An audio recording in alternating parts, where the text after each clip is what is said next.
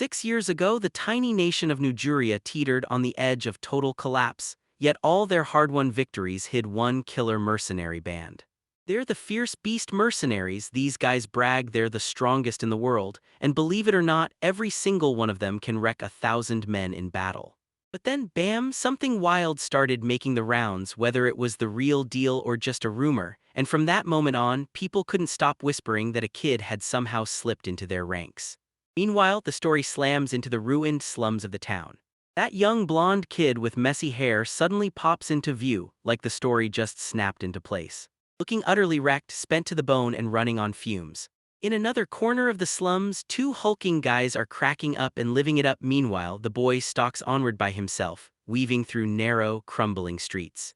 Then, out of nowhere, the boy collides with someone by accident and slams down hard to the ground.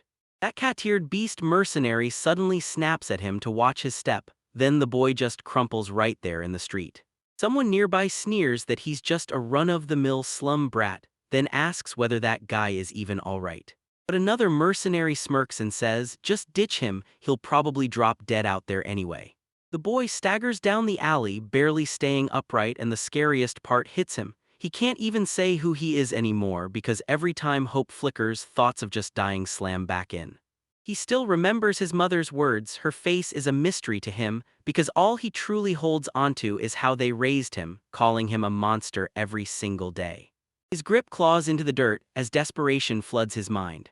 Two words keep smashing through his thoughts: don't die and find someone to love. He can't stop thinking about that armored figure. His chest aches with emotion, because ever since his foster parent died, those words have been the only lifeline keeping him standing right up until today. He just can't stop thinking about seeing them again. The kid's body goes icy cold, and before he even realizes it, he faceplants into sleep right there on the street.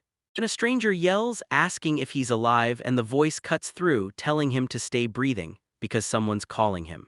Suddenly, the boy jolts awake, choking on air, totally lost, lungs hammering as he gasps. Then a voice asks if he feels better yet. Meanwhile, the spiky-haired rescuer hoists the blonde kid up and blurts that he was weak, so he shoved a pill into him, one shot, and it rips his body to life. The boy gasps, asking if this guy really just saved him. The rescuer orders him to choke down some food and crash for a bit, reminding him he's only feeling better thanks to the medicine, so he'd better watch himself on the way home. Then the rescuer strides off down the alley. And the boy glances down at what they handed him, like his mind is trying to catch up to everything that just happened. Then the rescuer swings back like it's nothing, boom, sending the boy's thoughts into a frenzy as he locks eyes with his savior and blurts out, "Wait, is that really my dad?" The rescuer totally freezes, panicking, then blurts out that he's single and has no kids. Right then, the boy just stares like, "What the hell are you talking about all of a sudden?" Then the boy leans in and tells you the truth. Only this person has ever stepped in to help him. That flustered rescuer blurts out, "Parents, help your kids for free." Then you can tell he's really after something else, a girlfriend. And trust me, this is just the tip of the iceberg. But the boy shoots back, saying if someone saves you, that gift doesn't come for free. It drags serious responsibility with it, likely. The rescuer praises him as a pretty cunning kid, then his eyes drop as he realizes the boy's an orphan, so the kid blurts out, "Okay, what am I supposed to do now?" Meanwhile, the rescuer grumbles to himself, "I just saved myself from a whole brat," and then panics over how on earth he's supposed to talk his way out of this disaster. Hold up, smash that like button and hit subscribe. For more secret manga treasures, now come on, if you're brave, come and try to find them. Yo, I'm loving this. Comment your thoughts and I bet most of you feel the same. Don't back out. If you won't do it, then nothing's getting done. Alright, now we push forward. The rescuer shrugs off the dark chatter and urges, "Hey, let's introduce ourselves," and the whole mood shifts. The moment the idea hits, the boy lights up instantly. The rescuer flashes that he's a swordsman and the boy blurts, "Do you want me to introduce you?" And the rescuer just laughs and tells him his full name, Bagania, the heavenly sword of the Savage Mercenary Corps. Bagania, Savage Mercenary Corps. The boy blurts out, "What even is * a mercenary corps?" And Begonia lays it straight, an organization that fights for cold, hard money. They huddle in the alley together while the boy wrestles with the shock of finally understanding. Begonia leans in and fires off the question, "What's your name?" And the boy answers, "Will." Begonia perks up and says, "That's a great name," then leans in and tells Will he's got a proposal for him. He shot them a question, wanna team up with us in the Mercenary Corps, right there at Begonia's place. Begonia warns Will that this place is no joke, get in the wrong way and he could end up in real trouble or dead. She tells him to be ready for that and Will snaps back with a quick, ready agreement. Begonia leans in and asks if Will truly gets what's going on and Will answers, yeah, I understand it. Begonia frowned to himself thinking, is this level of danger even enough to scare the kid off? But before he could doubt himself again, he pushed forward anyway, then suddenly. Begonia explodes forward with weapons bared and Will gets hit with a challenge. Begonia roars that this is the entrance test, daring Will to beat him. He insists his sword would have been fine but there's no way he can handle it, so he tells himself to just make do with this dagger. Will clocks fast that he can't overpower Begonia. This mercenary is built like a wall. Begonia just smirks and says it himself, bragging that he's strong and sitting among the top 5 swordsmen in the whole world. He tells them he's already crushed entire nations, empire, holy dragon kingdom, the whole deal, and now everyone can't stand his mercenary crew. Begonia lays it all on the line. If Will can't beat him, then Will won't be getting in as a member. He leaned toward Will and asked if he wanted to call it off, pointing hard as he spoke. Pointing out that if he loses, nothing changes, his life just keeps going the way it is right now. Will clenched his fists so hard his knuckles burned, terrified that if he collapsed again this time, death would finally claim him for good. Meanwhile, Will clutches his mother's words like a lifeline, find the one he loves, the one who can't die, and when that memory hits, he steals his spirit and refuses to go down like this. Begonia spots the shift in Will's face and tells him he's finally got great eyes now, then she watches him take that as his green light to be ready. Begonia leans in and asks Will point blank, can you die and are you terrified of it? He stalls for a split second, then it clicks. If he crawls back to his old life he's dead anyway, so he grips that truth and vows he's got to win right here. So Will screams that he can't die, then launches into a full-speed charge straight at Begonia with everything he's got, while Begonia just plants his feet and steadies his weapon, waiting for the hit. Then the fight erupts, he barrels straight into Begonia with nothing but raw desperation, and they slam into each other hard. And Begonia suddenly feels it, something's way off. He stares at the kid and thinks, what the hell is he really up to? But then Begonia finally clocks it, Will isn't just some random kid, and even with him down on the ground, he's still throwing hands, still breathing, still refusing to go down. Begonia actually smirks, convinced he just snagged a real-life winner. He fesses up that the test was just a lame excuse to drive Will away, but Will's still standing, because the kid hasn't lost and he definitely isn't dead. Begonia's eyes light up, he breaks into a loud shout that it's finally getting interesting, and he yells at Will to come over. He'll come charging at us again, swearing he's not going to lose, he's going all in because this is survival. Then Will blasts out everything he's got, shouting that he's going to become a mercenary, and the raw pressure pouring off him slams Begonia so hard he's totally caught off guard. Begonia jolts in shock at the brutal power blasting off this starving kid, then freezes, recognition hits his eyes like a wave and he realizes who he's looking at. He suddenly gets it, something unreal hits him, and it's like he's staring straight at the captain. Begonia blurts out that he's 100% sure. That kid is about to become their key piece, no doubt. He flashes a huge grin and tells Will, show me your power. The brawl keeps ramping up as Will drives forward, then bam, the clash finally stops. Will just stands there swearing he's fine while Begonia's weapon lies shattered on the ground. Begonia stares in stunned disbelief as it all clicks, and then Will finally crumples, wiped out from sheer exhaustion. He just outright admits he went way too hard, then Begonia looms over him.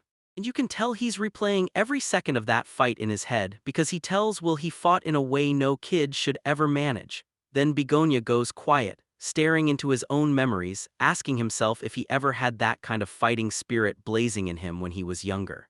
Then he dropped a bombshell. Will was supposed to lose from the start, and they never even meant to let him into the group. But even so, Begonia drags Will along to meet the captain anyway, because he's not just some random kid, he's got serious potential. That whole run-in with Begonia becomes the very first spark in Will's rise, the Mercenary Corps apprentice who will go on to rattle the entire nation one day. Meanwhile, Will's mind snaps back to his foster parents' last words, don't die, find someone to love, and every time that message hits, it drags him under like those final words have weight enough to steal the real him. Then Will jolts awake and a dark-haired stranger leans in, eyes locked on him, whispering, you're awake. Will jolts awake, totally lost, and the dark-haired woman beside him tells him, "Don't worry, Begonia will be back soon." Will demands, "Who are you, and where is he?" She sweeps in and tells him, "I'm Silk, summoner of the fierce beast mercenary corps," and the caption calls her the phantom beast princess of the group. Then she laughs it off. This place is just an inn. Will snaps to the truth. He's not facing just one mercenary, but more of their crew is out there, and Silk drops the bombshell. There are 8 of them total. We're gonna ask what a summoner is actually capable of doing. So Silk steps in and offers to lead him, then throws her hand up and starts casting a summon. But someone barges in and cuts her off before she can finish. Then bam, some guy charges in, screams at Silk and fires off. "Are you seriously trying to wreck the inn or what?" Clad in armor, he snaps a warning. The vice captain is about to rip her a new one again. But Silk shoots back that even Begonia got smashed drunk and wrecked a liquor store. Then the man snaps at her and tells her not to bring that up. Silk calls him dad and orders him to stay out of the way, then he snaps back, yelling for her to stop calling him that.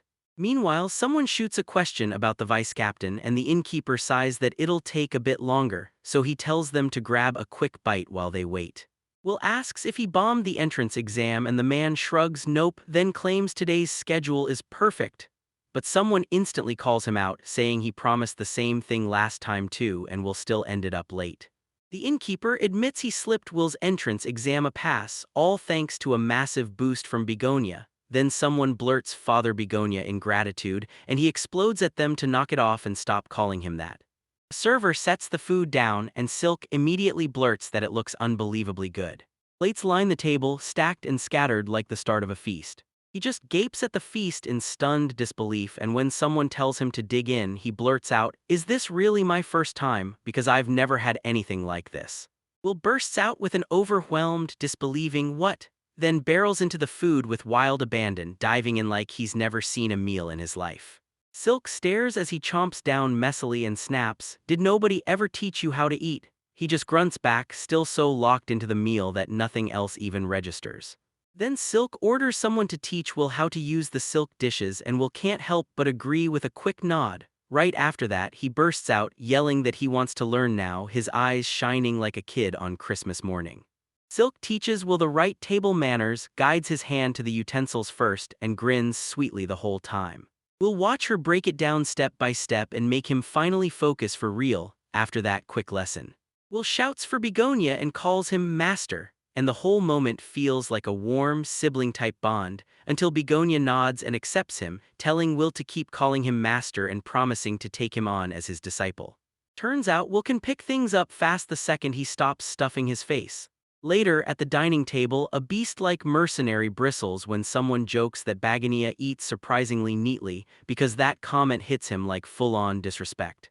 But Begonia lays it out, every real swordsman lives by manners and pride, so even in a place like this, he refuses to drop his etiquette.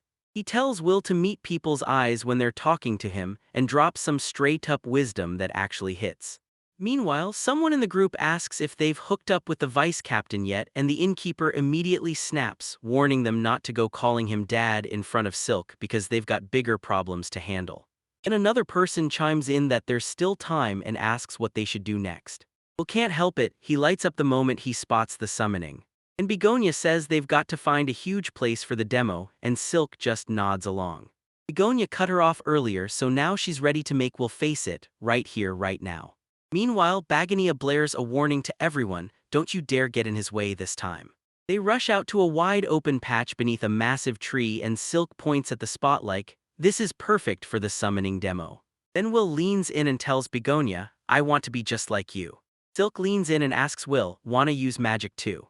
Begonia blurts out that he's a swordsman, then adds that he fights with magic too, and Silk chimes in that Will is shaping up exactly like she predicted for her disciple, because she basically does the same thing.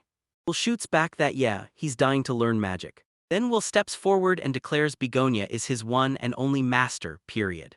Begonia waves it off like it's nothing, saying their mercenaries are packed with magic pros, so Will definitely won't run out of masters. Silk leans in and asks Will if he's got the spark for magic. Will nods and says yes, and Begonia jumps in to warn him, without the right aptitude, summoning simply won't work. Silk decides to make her move right now, and out of nowhere, a glowing magical circle starts forming beneath her feet. With a thunderous roar, the summoning ignites. Then a colossal beast rips out of the magic circle as swirling magic and raw power crash around it. Begonia snaps her head around and screams for Will to get behind her for safety. Then she leans in, telling him to watch every second as the creature starts taking form right in front of them. Silk springs out with a chill of silence. This is the world's strongest organization, and the savage summoned beast looms over everything, roaring with an overwhelming, raw power that shakes the mercenary corps to its core. Silk stood right in front of the creature like she owned the place, full confidence. Then she shouted, "This is my phantom beast princess summon," and leaned in, asking if it was pretty cool. He just stands there staring up at the screen, completely blown away by what he's seeing. Silk grins and says Fenrir's reel is just too cute for words. Will strides up to the beast and asks if he can touch her, then the creature reassures him, "Don't worry, I won't bite." Will finally gets to pet that massive beast and Silk can't stop watching, gushing about how ridiculously cute the moment is. Then Will snaps that Silk teach him summoning on the spot. Silk says she wants to, but insists it's still way too soon. She confirms Will is only 17 and makes it crystal clear, no summoning until he's properly trained. Begonia cuts in and tells Will he's gotta start by sensing his mana first. Silk even says it took her 3 months, so Will figured he'd need about half a year too, until out of nowhere Will bursts out in a shout that he finally feels it. Silk shoots a confused look, totally thrown off. Will tells them he could feel it during the summoning, slimy, murky sludge creeping through his veins like it owned his body. Begonia snaps bullshit and slams his doubts down. There's no way mana can spread that fast. But Will describes this feeling like it's seconds away from bursting right out of him. Power surges around his will, and the whole scene snaps into a dramatic, electrifying moment. Begonia's smile fades into pure seriousness and he finally snaps, "I forgot something important." Will still feels the crushing pressure he took back then, like it's burning in his bones. And that crushing feeling hits again, then Silk pauses, thinking it through, and realizes they really did have a magic power meter. Suddenly Begonia snaps to it and yells for Silk, like the answer just clicked into place. And she shoots back, "I've got you, I'll bring it, Silk's return is coming." She clutches this wild mechanical gadget and tells him the magic meter is powered by the mana she pours into the handle, then says Will only has to press his palm against it. The device is packed with liquid and the higher the level climbs, the more mana it's sensing. Once it hits halfway on the scale, that's already a huge amount, so Will asks if he can become a summoner. But Silk leans in and tells him, "Don't worry, nothing hurts, no pain at all." He admits he still has no clue since this only measures magic power, but hey, he's going to bite the bullet and give it a shot. Silk drops the device right in front of him so he can grab it and use it. Then boom, everything immediately goes sideways. The liquid in the meter starts boiling like it's about to explode. Begonia senses something's wrong, then the magic meter in Will's hands explodes, blasting apart into nothing. Silk froze in shock, realizing there's no way to measure it, and Begonia immediately confirms his eyes didn't lie about Will's power. Will clenches his resolve and declares, "I'm done thinking, I've decided." Begonia and Silk step up side by side and declare that the strongest fierce beast mercenary corps is taking him under its banner, just like that. Then boom, they slam into a towering dungeon entrance that looks absolutely massive. A sharp-eyed witness checks the area and swears there's not a single irregularity to be found. And the innkeeper fires off a grateful smile, then we're standing there ready to go. Stands between Begonia and Silk as they gear up to enter. Begonia shoots back, "With the reel around, there's nothing to worry about." Silk nods and hypes Rill as a top-tier monster, so strong that not a single human or monster would ever dare lift a hand against her. Someone says they'll be fine for the next 2 days until they hit headquarters at this pace. Then another voice snaps back, "Carelessness is the enemy," and right after someone answers, "I already know." Meanwhile, Begonia brushes it off and snaps in his own head that the surroundings aren't the issue. Whatever's going on, it's got to be something else. Inside the carriage, the armored figure sits opposite Will and bluntly declares that Will isn't allowed to come. Just a few hours earlier, Begonia and Will were out hunting for the vice-captain's location, and Begonia swore it had to be around here. If his memory didn't betray him, Will straight up asks, "Are we sure we're in the right spot?" Then he blurts out, all shaky, asking if the vice-captain's the kind of guy who scares the life out of people. Begonia straight up admits the vice-captains are a pain to handle, but then he drops the truth, he's way smarter and far more dependable than they are. He keeps going. This vice captain is so deadly serious that one tiny slip makes his temper explode. And man, Begonia's been ripped apart and chewed out over and over again because of it. Silk reassures Will that he's got this, and Begonia nods, saying if it's Will then they'll be fine, so they better get moving. They spot the vice captain way out ahead and shout his name at the top of their lungs. A sharply dressed man with glasses named Solio spots Begonia pulling up and gives her a crisp nod, then he mutters that she's late again, clocking in 15 minutes behind. Then he finally snaps, so when is Begonia ever going to fix that habit of showing up late? Begonia asks if the vice captains are in a bad mood today, then blurts out a quick apology like, "No, that's not what happened." Someone snaps that it's her fault, but Solio shrugs it off with whatever and moves on like it's nothing. That's fine. Solio tells them he already planned for the delay when he made the schedule, then slams out the order, "Pile into the carriage, right now." Solio blurts out, "Are you the orphan Begonia?" and Will freezes for a beat before finally starting to introduce himself. Solio flashes a smile, then cuts him off before he can even finish. He cuts it off right there, saying he's got no approval for this, because letting some kid into the mercenary corps brings zero benefits, and honestly Will would just end up slowing everything down. Solio snaps at Will to jump into the carriage, telling him right then that this choice isn't his to make, so he's sending Will straight to meet the commander instead. Begonia grins and says he'll take the front seat, then tells Will to hang on, while Silk slips in a quiet word to Master Begonia and someone chimes in that they'll cover the area. So after that painfully awkward ride with the vice captain, it all went down, and now, of course, they're right here. Inside the carriage, Will nervously blurted out some small talk, pointing out how nice the weather was, then Solio shut him down with a flat, "It's nice. We'll try again, this time I'll hype how insanely amazing the carriage is," but Solio hits me with the same dead, flat answer. Will starts to speak to the vice captain again, but Solio slams in and says, "No, you don't have to push this conversation," claiming he feels zero need to talk with him, so Will nods along in silence. Then Will leans in and demands to know what it is about him that makes Solio hate him. Solio makes it crystal clear, this isn't some petty hatred of Will or anything like that. So Leo lays it out, Will's about to be a liability for them. He's not even sure if it's because Will's magic runs weak, but either way, that's the problem. He'll tell you, "Don't worry, I'll get stronger and I won't bother a single soul." So Leo's gonna ask, "Is that it?" And then Will's like, "Yeah, I'm not gonna mess with anyone anymore." Then Solio thrusts his hand toward Will in a bold, challenge-ready gesture. With his arms crossed in the carriage, Solio leans in and dares Will to prove it. He's gotta prove he's not just gonna keep being a total nuisance. And he'll lock onto the sudden challenge with a wild, stunned stare, then push through with pure, unshakable determination. The scene kicks off with rolling countryside stretching out ahead, and trees stand scattered across the horizon like silent sentries. Will bursts forward like a detonating spark, explosive energy whipping through him, magic swirling around his body as he rockets into motion. Meanwhile, Begonia hovers near the carriage, and inside, Solio crouches in a fighting-ready stance, eyes locked on Will's every move, because when Will spots it, he shouts that it's teleportation magic. Solio leans in and basically goes, "Yep, it's my magic." Will blurts it out again like his brain refuses to accept what he's seeing, teleportation magic, but Solio slashes through the disbelief, saying none of that matters right now. Solio's tone turns stone cold, and he warns that today's magic power measurements will chew through a brutally expensive tool, so if they don't do it right, they'll break it. Solio tells him straight up, Will's already sitting at a nasty negative score with them, but wait, there's more. He's giving Will one shot to erase that brutal negative score and drag it back to zero, and Will's face snaps from doubt to bright, hopeful determination the moment he realizes he has a chance.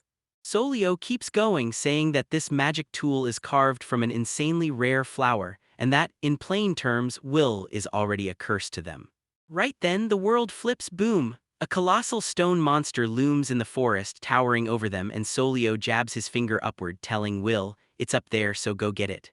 Solio's smile drops fast, and a serious edge creeps into his face as he says it first. In the forest clearing, someone yells for Will to get down fast, and another voice immediately begs, "Please help us." A shadow rockets down from the sky, and Will snaps his gaze upward with pure determination. "Grab that for me, and Solio will finally acknowledge you." Solio leans in and says, "For a kid like Will, nah, that's completely out of reach." Will's eyes snapped wide, shock crashing in, then determination burned bright as the challenge hit. Suddenly, wham, a brutal impact hits and Will gets launched, tumbling through the air like he's been thrown. Then Solio looks Will straight in the eye and admits, just like he figured, this is brutal for a kid, so if Will wants to quit, he can. Will's eyes harden with fierce determination as he vows, over and over, that he'll never, ever give up. Will bursts forward like a rocket, yelling about using the sludge trapped in his stomach. Solio's eyes go huge with shock as he realizes what Will is pulling off. Solio spots something downright eerie in front of him, and Will realizes his body feels lighter than it ever has before. Momentum yanks him onward, and there's no way he can stop now. Spinning through the air, the speed ramped up again and again. Will slam into whatever's ahead with a brutal, violent impact. Debris and brutal impact blasts erupted all around him as he crashed in. At Sully's hotel, he can't just smash through it with raw magic power, there's no brute force cheat code. Will corner him and ask, so what are you going to do next? Solio fires up the lesson on the right way to do it, and first, Will has to feel the magic power pounding inside his own body. Then he has to force it to spread through every inch of his body on purpose and feel it move.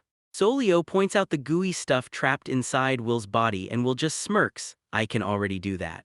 Solio keeps talking, pushing Will to drop his guard, let the magic pour from the top of his head straight down to his toes until he can actually feel it blazing through every inch of him.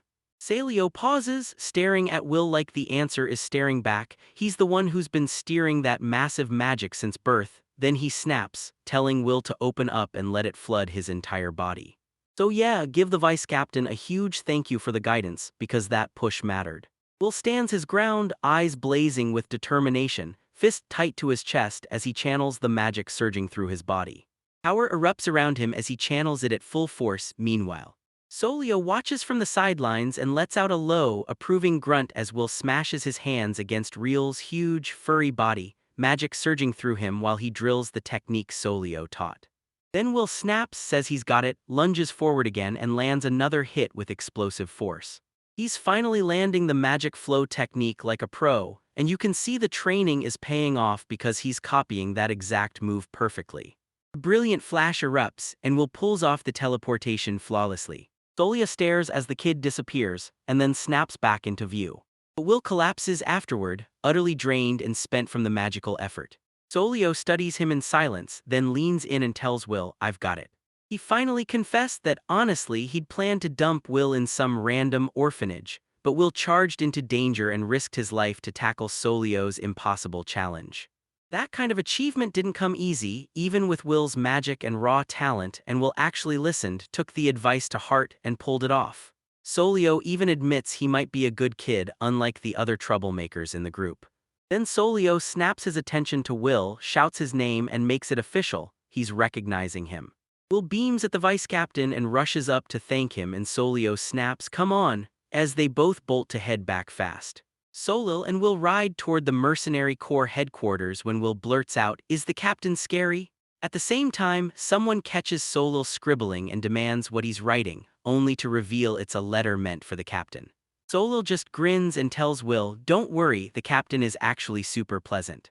Later on their journey, Solio drops the bombshell that he'll be teaching Will teleportation magic too, and Will explodes with excitement, so hyped he can barely contain himself.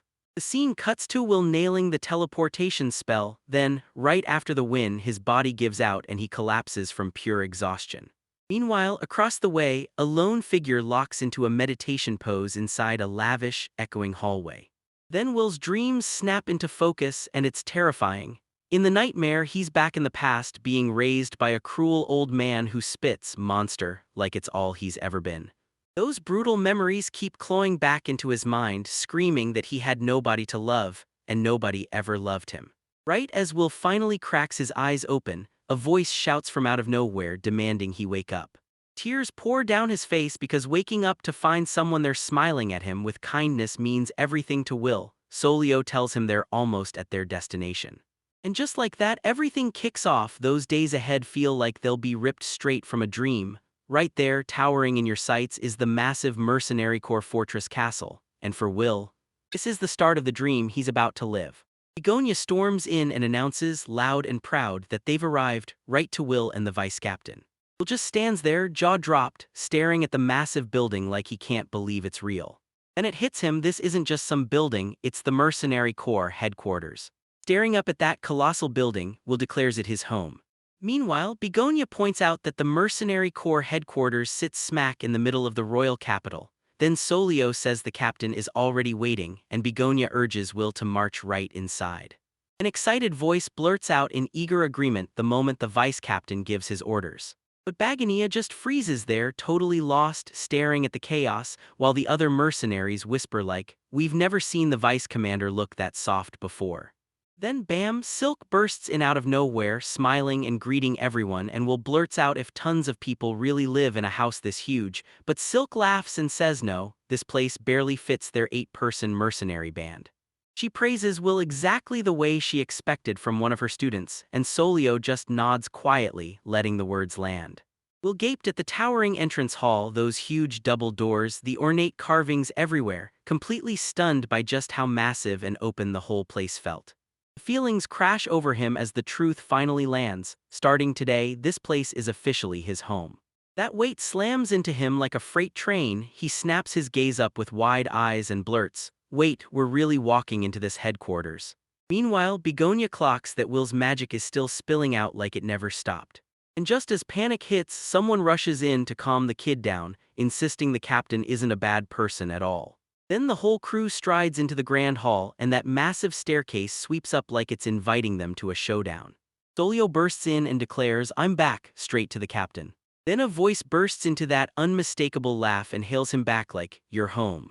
The captain's been waiting for them, then bam, an armored beast drops out of the sky above them, smashing down with explosive power. This is Rock, the captain of the fierce beast mercenaries, and when he clocks Solio, he can't help but say it looks like he's found an interesting new kid. Will greets Rock with shaking nerves, then Rock bursts out with that brutal pressure like it's automatic, immediately panics, blurts out an apology and begs for forgiveness.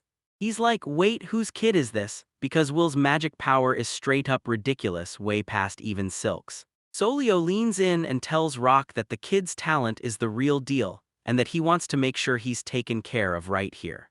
Meanwhile, Begonia tells them they found him skulking in the back alley of the frontier.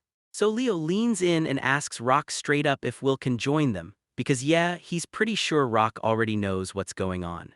Rock admits Will's got real talent but tells him straight he's still just a little kid. He looks like he's trying to figure out if Will truly wants to jump in with him. Will starts weighing whether he should finally join the team. Then Rock snaps and flat out refuses. He's not about to let Will in. Someone shouts in protest, and Will's heart drops the second he finally sees them all, because he knows he's about to be alone again. Will's thoughts keep screaming in his head. When he's finally alone, he's terrified no one will ever love him. Meanwhile, the mercenaries stare, watching Rock step forward and hit them with his first words. Rockdales will tell you straight, right now it's impossible. The captain shuts it down, no weaklings get to join officially, and tells Will he's got to learn how to protect himself fast. Rock orders Will to get stronger. Until then, that's exactly how things are going to go. Then Rock slams his huge hand onto Will's head and vows, "I'll take care of you, come train with me as my apprentice." Rock slams out commands, first a bath. He orders Begonia to lead Will and Begonia shoots back, "Got it," then waves Will in like, "Come on, follow me." Rock tells Silk to grab some clothes that'll fit, and Silk nods, saying she's got it. Rock leans in and tells Will straight up, no free meals if he wants in, he'll work hard as an apprentice. Fresh out of the bath, Will closes his eyes and thinks about how amazing that warm water felt. Then he realizes the clothes hanging on him fit a little too loosely. As he strides down the mansion hallway, a voice suddenly cuts through the air, demanding to know who's still not finished yet. After the bath, Will's nose twitches, something smells insanely good, and he can't help wondering if dinner just snuck up on him. Will strides into what looks like a massive dining hall and announces himself like, "Yeah, it's me." He's the new apprentice rolling into the mercenary group today, and before he can even breathe, someone blurts, "So, are you a cook?" Then a mercenary called Wardock steps in and introduces himself, while another voice scoffs that it's wild for such a tiny kid to be an apprentice, and someone else from the back cuts straight in, asking who the hell this kid even is, as another person points out that this place is packed with people. Rock shows up out of nowhere, booming out that Will won't be eating for free around here, he'll be working hard as an apprentice, and Will's face flashes pure shock at how intense it all is. Then Will clings to Rock's warning about apprenticeship, do the work or you're not an apprentice at all, and panic hits him. If he slips up and doesn't work, they'll kick him out of this place. Will insists he's helping and the big cook nods like, yeah, I see it. Later on, Will barrels through the dining area with a tray when someone points him out. Then another guy asks if he's really lending a hand, and right when the words hit, Will spots Begonia, Solio, and Silk and yells for everyone. Rock sees Will's already pulling his weight with the mercenary crew, and Solio praises him, just like he said he would, telling Will, well done, student. Will bows his thanks and the whole group nods in approval as they stand shoulder to shoulder, grinning at how things are finally going their way. Will gets boxed in by the mercenaries, hoisted into the air and cheered like a real hero, while his mind keeps snagging on how wildly everything has flipped from the days when nobody cared about him, because this moment still feels unreal. The mercenaries crowd together, lifting their drinks like a war cry, and the big cook, Solio, Silk, Begonia, Rock, and the rest, clink glasses and toast as one. Will just stares for a second, amazed this is real, that somehow he gets a warm meal with warm people like today.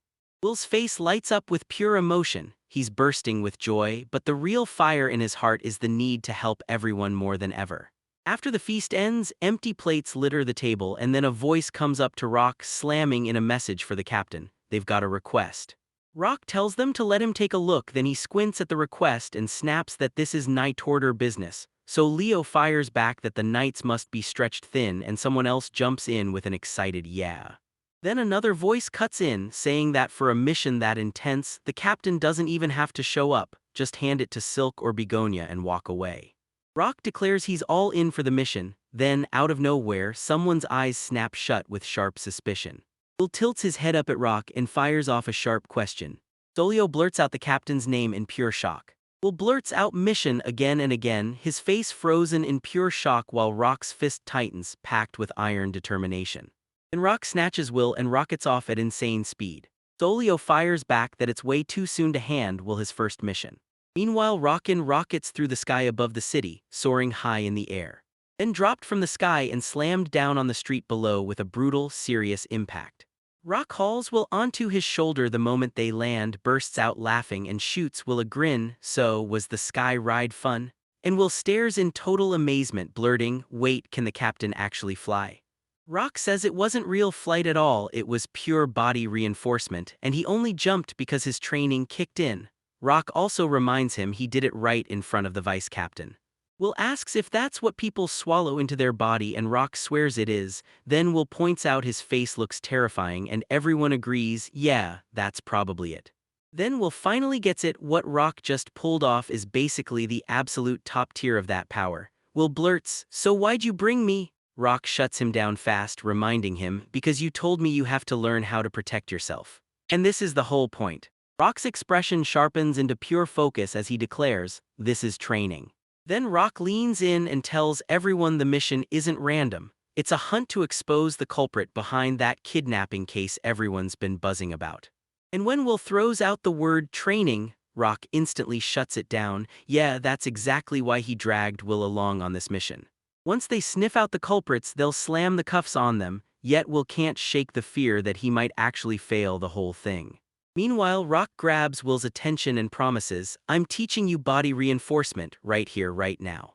Will asks if they're doing it right now, then the second it clicks, he realizes what Rock really means. Rock grins and straight up admits, yeah, it's kind of rough for Will right now. Still, the two of them break into a full sprint through the city streets as they run and close the distance. Rock fires the question, did you run your magic through your whole body for a boost yet? And Will nods, yeah, I've got it. So Rock snaps, good, now aim all that power into one single point. And at the same time, he has to forge a magic bullet right now. This mind-blowing trick is called the magic bullet. He promises it'll be fine, but the moment he tries, it all falls apart fast. Rock snaps at Will to lock in, screaming that visualization is the whole game. Then Will surges forward like he's going to break through the screen. Believing he has to bulk up first and then slam the gap, he hammers the thought into his head, if he keeps visualizing and locking in, he'll get stronger. Meanwhile, hunched down in the dark below, the kidnappers spot Rock, and the second they recognize him, it hits them, the savage beast mercenaries leader is here. They can't wrap their heads around it. Will keeps driving ahead, cranking his magic enhancement higher and higher. Then Rock finally clocks what he messed up hard, and the other person snaps back in pure shock. Rock tells Will, "You're doing great, keep pushing," and that pep talk hits hard. Will digs in, hones his power, and locks in tight on mastering his magic. Then he fires a magic bullet, thinking only of everyone's safety. Rock praises Will and says it's exactly what he'd expect from him. A deafening explosion detonates above the city skyline, ripping through the buildings like thunder. Rock catches the moment and realizes after just one lesson pulling this off is crazy impressive. Then one of the kidnappers snaps and yells, furious, asking why the hell Rock is even here, and Will fires back, "What do you mean?" Rock tells him this is all part of training his apprentice. He tells them the job's done and soon they'll dump those criminals into the knight's hands. Then Rock spots the knights rolling in and blurts to Will that they're here, so they'd better head back now. Will asks if he actually helped, and Rock slams him with encouragement, "Keep pushing, because once you get stronger you'll be way more useful." Rock adds that he'll train like crazy too, leans on War Dog for backup, and mutters to himself that this plan actually sounds perfect. Rock declares, "We're training every day starting today," and Will lights up on the spot, practically bursting to be helpful to everyone. Promising he'd be working like crazy. Just a month later, someone blurts out, "We've got to fix this fast," and the other guy fires back, "Yeah, stop talking and just get started." Caption basically screams, "The Will works way too much, can we get a break please?" Meanwhile, Begonia slumps in his chair, phone clenched, frustration blazing, while Will steps in looking worried inside the library. Then Begonia snaps, telling him he's been working way too much and it's time to start the meeting. Then Silk blurts out that everyone can see Will is overworking like crazy, and she makes it crystal clear, this is nowhere near the workload a kid should ever carry. Silk keeps talking, warning Will that a breakdown is right around the corner, then lays out his brutal routine, doing chores until midnight and helping Wardock from dawn. Meanwhile, Begonia blurts out that just the other day, he tried to bully Will into taking less work. He caught the truth, Will was still training, even in his off hours. Someone throws out the claim that Will has no idea what rest even feels like. But then the reply hits, this is exactly why they have to teach him. Silk snaps that it's on the adults to teach him. Begonia and Silk huddle together, agreeing they have to take the Will outside right now. Meanwhile, Will stands there clutching his cleaning supplies, and when someone suggests a day off, surprise hits him like lightning. Off, Begonia tells Will skip the work today. Then Silk chimes in, saying training's pointless too, he should grab some fresh air and play outside like a proper kid. Will nods, says got it, and promises he'll jump in right after he's done with his current chores. Still, he has to clean the upstairs hallway and handle a few other things, until Begonia starts firing off the rest of Will's tasks, including helping with lunch, tidying up, and taking out the trash. Begonia pins Will back to the spot while the kid clings to his cleaning gear, insisting he'll do it all himself, so Will tightens his grip on his broom and pushes against Begonia's hold. Then he'll burst out in desperate protest, insisting he can't stay here, he has to work, he has to be useful to everyone. And that terrified look on his face, it screams that the kids aren't just faking panic. Will's thoughts spiral into panic as he wonders if he's been cut loose for good, so that's why they're sending him out. At the very end, someone finally calls it out. Will actually believe the captain's warning about no free meals.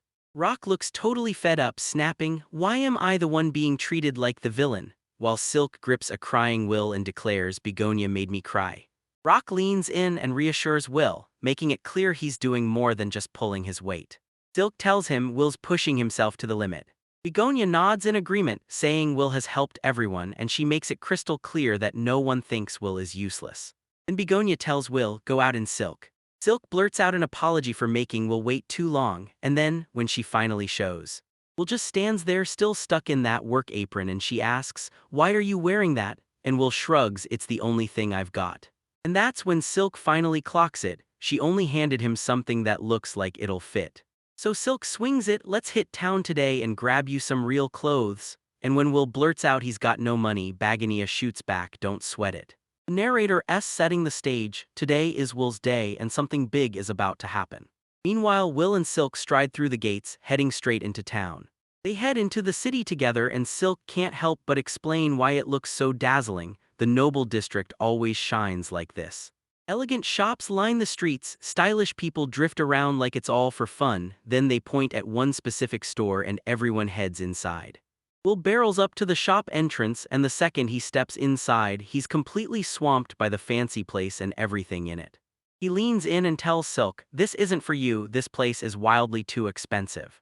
Silk snaps him back to reality. "Remember, you said not to worry about the money?" And then she hauls out a mountain of clothes, urging him to just try them on right now. Will slips into the first outfit, and Silk fires back that he won't know if it actually suits him until he tries it, so he better plow through every single one.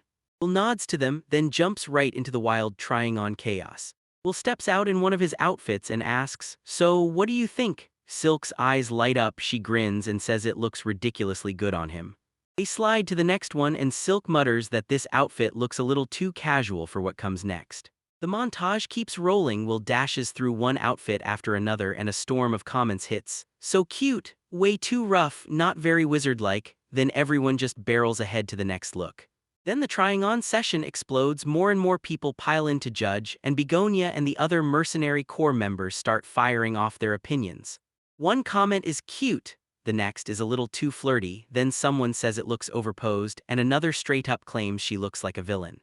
Fashion show keeps blasting forward in rapid fire, while everyone calls out their reactions as they go. Silk blurts, "Do we have any more options?" And boom, the cycle keeps rolling, with that last outfit about to hit the spotlight next. Willie slides into the final getup, a white coat, black boots, and full-on adventure gear, and fires a question at Silk. What does she think of this one? They storm out of the shop, and the shopkeeper keeps thanking them again and again, like they just sealed a deal worth celebrating. Silk says, "Yeah, it took a minute, but I nailed the purchase," while Will beams and tells her he's thrilled she picked out clothes for him. Still haunted by something he can't shake, Will trudges through the streets after it all and mutters to himself that if this is what a day off feels like, he'd rather be back at work. Meanwhile, Silk snaps back, realizing she went way too far, swinging the whole haul around like it was nothing. Silk leans in and asks Will if he's never set foot in a castle before, and Will just repeats it back, totally lost, like the whole idea is brand new. In the heart of the royal capital, they stand surrounded by towering grand architecture, and Silk grins, asking if he wants to go sightseeing. Then he gestures toward the massive royal castle as they walk right past it. She tells Will those courtyard flower beds are legendary and pushes him to go, and Will immediately agrees. In the royal garden, Will takes one look around, beautiful flower beds, elegant nobles strutting in fancy clothes, and he can't help thinking, wow, it's perfect. But right then, something feels wildly wrong. "So yeah, these guys got other stuff to do, right?" Will lies on the ground, stares up, and yells for Silk. Silk senses something's off and leans in, asking why Will looks so down. Will shoots back fast, slaps on an apology, and insists it's really nothing. Then they reach the flowerbed area, and Silk leans in to tell them, this is where they even throw social gatherings. Will is instantly blown away, and he blurts out, "It's beautiful." He turns to the next section and gets even more fired up, saying this one's prettier than the last, and Silk blurts out in excited agreement as Will calls for him to take a look. Then right in the middle of it, someone's voice suddenly cuts in, asking, "How about that?" and calling it a beautiful sight. A perfectly dressed nobleman storms in with his whole entourage, then introduces himself as Duke Belrunt Bass and says he didn't just buy this place, he poured a huge fortune into it himself, meaning it's his. Ladies with him gasp at how incredible it all is. And the Duke spots Will, snaps his gaze at him, and demands, "Who is that brat?" Duke Bass slammed a kick right into him, basically screaming, "Get out of my way, move." And just like that, Will gets slammed straight to the ground. Silk's voice rips through the air, screaming Will's name as he falls. She barrels over and blurts, "Thank goodness," while Will insists, "I'm fine," and right in the crowd, someone suddenly asks if she's the Beast Princess. Silk's eyes blaze with certainty as she leans in and confirms it. Yep, this kid is officially her disciple. But the Duke's people won't let her play dumb. There's no way she doesn't know who Duke Bass is, and they're pressing her hard, asking if she's really pulling this stunt, knowing exactly that. Meanwhile, Duke Bass is barking at them to remember one thing, Duke Bass, because he's the peak of nobility and his ducal house is one of the few in the whole kingdom. Silk snaps at him to shut up, screaming that there's zero reason to kick Will.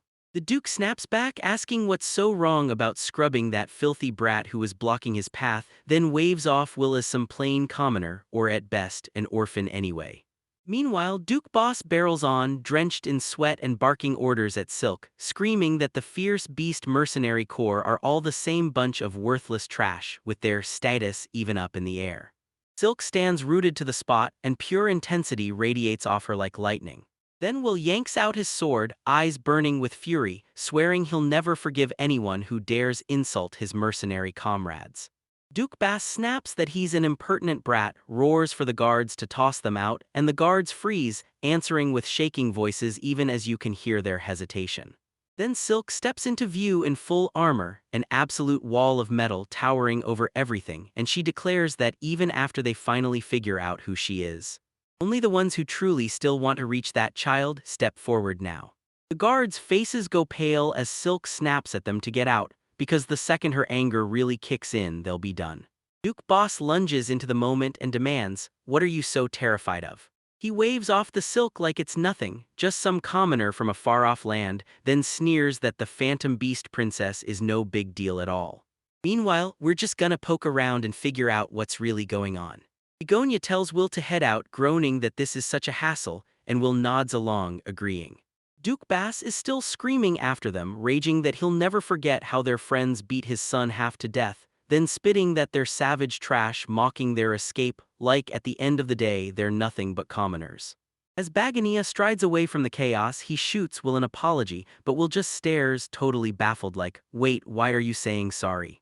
Silk drops his gaze with regret, realizing that even though it was supposed to be their day off, it somehow spiraled into this nightmare. Then Begonia snaps that if Will really thinks it through, it's all that Milk Girl's fault. Will's like, "What Milk Girl?" And Begonia points out she means Charlton Saw, the biggest troublemaker in their whole mercenary crew. The image shows a heavily bandaged woman with glasses glaring like she'd bite. Begonia says that ever since Charluncha half-killed Duke's son, the pig, she's been nursing a nasty grudge, and someone nearby can't help blurting out how terrifying she really is.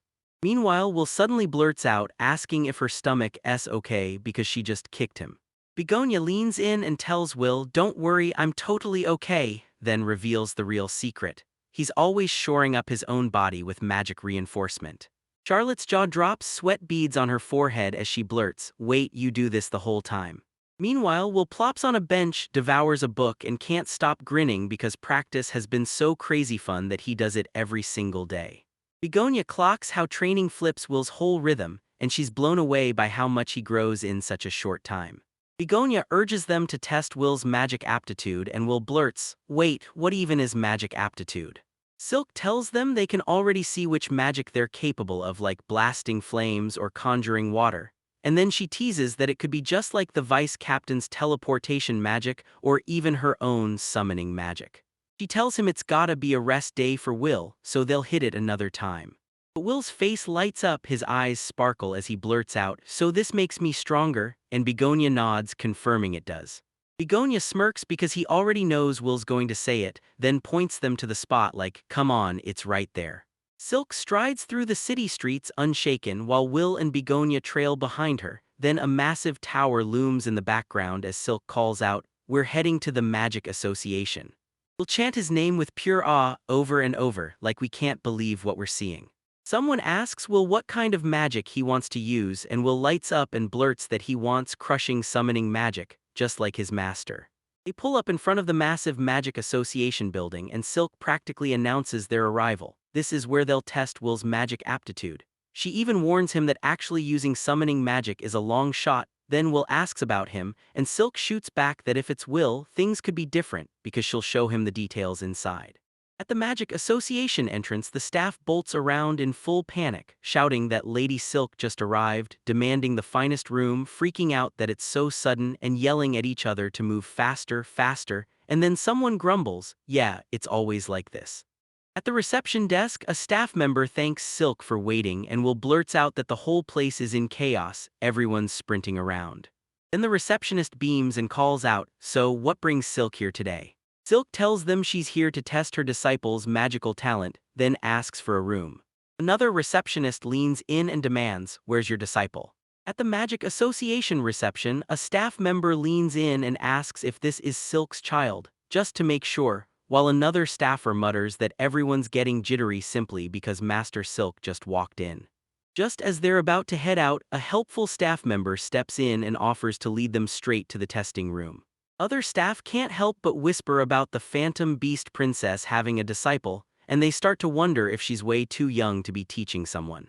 But Bagania twists around and asks straight up if they've got a problem with that, and Will blurts, "Perish the thought," jumping in fast to slam the tension down. As Silk struts down the hall with Will trailing right behind, Will blurts out, "Is Master really that amazing?" Everyone's staring at her. Silk shrugs it off and says, "She's incredible and you should know you're her apprentice." Meanwhile, behind them, an annoyed staff member grumbles under their breath, glaring at Will like, "What does that brat even think they're doing?" They step into a lavish room, sparkling chandelier overhead, and towering bookshelves pack the walls. The staff member swings open the truth. This is the room he prepared for them, and then he vows he'll step out and leave right here. Silk thanks him, then takes one look around the huge room and tells him, "Before we test your aptitude, we should study a bit first," asking if they're really ready to commit to studying. Silk says they're diving into magic studies and Will just nods, no extra words, pure agreement. Then Silk tells Will she never drilled him on the details before, and she's giving him this shot so he can finally learn the truth. Telling him to listen carefully, he'll light up and answer with pure excitement, calling her master. At the same time, outside the room, a male staff member can't help but mutter through clenched envy about how wildly luxurious it must feel to study in a sealed room with Lady Silk.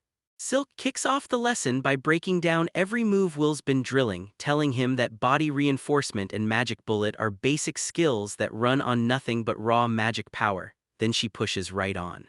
What she's about to teach him next is a whole other kind of magic. Its shape shifts based on what he's truly good at. Silk tells you straight up, there are two big types of magic talent. First up is elemental magic, the kind most people can do, where she explains that fire aptitude lets you conjure flame, water aptitude lets you command the tide, and yeah, it's basically the magic everyone imagines. Then Silk jumps to the second kind, saying special magic doesn't fit any attribute like the vice captain's teleportation or her own summoning magic. She realizes it's even more brutal than people think, because they're special. Only 1 in 10,000 has the talent to pull it off. He's going to see that massive number, and you can tell he's completely stunned. Silk snaps to attention, declares the lecture's done, and basically tells Will that the next move is all on him. She tells Will to slam his hand onto the crystal, and while he does, he mutters under his breath, questioning whether he can really become a summoner. Silk admits she can't say for sure, but her gut screams that Will is going to pull it off, no doubt. But before she can even finish her sentence, the crystal erupts in a blinding flash of light. The crystal crackles to life, and Silk summons a choking gray mist. She lays her hand on Will's head and tells him that ever since she showed him Lil, she knew they were kindred spirits, while Will reels, trying to make sense of what that truth means for him. And then, right on cue, summoning magic kicks in and the aptitude finally shows up. Silk tells Will, "Come on, let's go summon monsters like this." And Will can't stop smiling because he just proved he's exactly like his master. The door bursts open and someone blurts, "A summoner's only a summoner if they actually call someone forth." Then they press, "So, are you summoning anyone here?" A staff member bursts in and shouts that Lady Silk and her apprentice are back. Then he points down and says, "I'm heading to the basement now." Meanwhile, one staff member cuts in and says, "Even if she's Lady Silk's disciple, she's still just a kid." And a female staff member leans forward asking, "So, how's her magic aptitude really coming along?" Then the reply hits like a summoning spell bursting into the air, and the woman laughs, saying, "Since I'm Lady Silk's disciple, I've gotta have the kind of talent that blows minds." Then Silken lunges straight for the basement. Suddenly, the staff member loses it, realizing Will is a summoner, and the shock hits hard because even for special magic, the odds are insanely low, and it's the exact same type as Lady Silk's. He can't stop thinking about it. If she shows up again, they'll clock her instantly as Lady Silk's summoner disciple, even though she's just a kid. Down the stairs, a hooded figure sits in the dark, just waiting like they've got all the time in the world. Staff member thinks, "Yeah, I should probably butter her up." And right then they roll into the underground training ground, an enormous hall with enchanted walls and a ceiling that turns the whole place into a training dream. And the moment the Phantom Beast Princess shows up, onlookers start whispering and staring, some of them locking eyes with the real deal for the very first time. Silk leans in and asks Will if they should start summoning right now, and Will can't even hide his shock that they're doing it already, while everyone around them starts whispering fast, debating whether this new familiar is coming or if something else is about to break loose. The crowd whipped itself into a frenzy. People are suddenly begging to find out who's stronger between them and Silk, while someone else lunges for an autograph, and all the while Chance keeps screaming for the Phantom Beast Princess as Silk's fans shout their admiration at full volume. Before teaching Will anything, Silk decides to prove it first. She kicks off her summon and calls out for Lil. Then she snaps at Lil to kick them away. Boom, the massive Fenrir shows up and wipes the whole crowd clean. Will stares in pure amazement as the crowd surges around him. One guy blurts that it's an amazing Fenrir, and another shouts that the Silk Stray-Tup just told someone to kick them away. The whole crowd gasps in shock as someone pities Will, calling him a poor soul. Then Silk steps in, calm as ever, telling them wizards won't just drop dead, even when someone takes their life. And through all the worry swirling around him, Will stands there, steel-eyed and stubbornly confident. Silk drops to his knees and starts scribbling on the ground, and Will spots it right away. He leans in and demands what his master is writing. Silk tells Will it's a magic circle, but Will's just staring like, no clue what any of that means. She keeps blasting the warning at him, mess up the summoning, and the demon she calls will turn around and rip into him. Silk leans in and tells Will she's writing the circle with total control so it won't go wrong again. Then she spells it out. If he uses a magic circle as a crutch, he can cast spells way past his own limits. She reveals the finished circle, grabs his attention, and explains the truth. When he holds the image right, it summons a monster from another world. Silk snaps, pour magic into the circle and chant, and Will's stomach knots as he nervously follows her orders to summon the familiar. Will freezes at the circle, eyes locked as he figures out what's about to happen, because something from another world is coming. Then Will thrusts his magic into the circle, and the summoning snaps to life as power spirals around him in a wild, dramatic storm. Silk yells, demanding to know if Will's okay. Will crumpled his resolve, muttering that his magic power is getting drained at an insane pace. Will clenches his jaw and tells himself this is brutal, but his stomach is already rolling with sickness. Meanwhile, someone in the crowd spots what he's doing and realizes he's demanding an impossible pile of magic. Another voice snaps in, warning that disaster is on the way, telling them to stop right now. But Will clenched his teeth and pushed through, pouring every ounce of determination into it. Clenching his teeth, he swore he'd push through and finish the summoning. Meanwhile, Silk shouts for Lil to come rushing in, then summons her familiar, ready to spring into action. The crowd jitters, whispering about what Will could possibly unleash. Someone even says it might be one of the legendary 7 calamities. Then another guy rattles off dragons and griffins and instantly shoots those ideas down.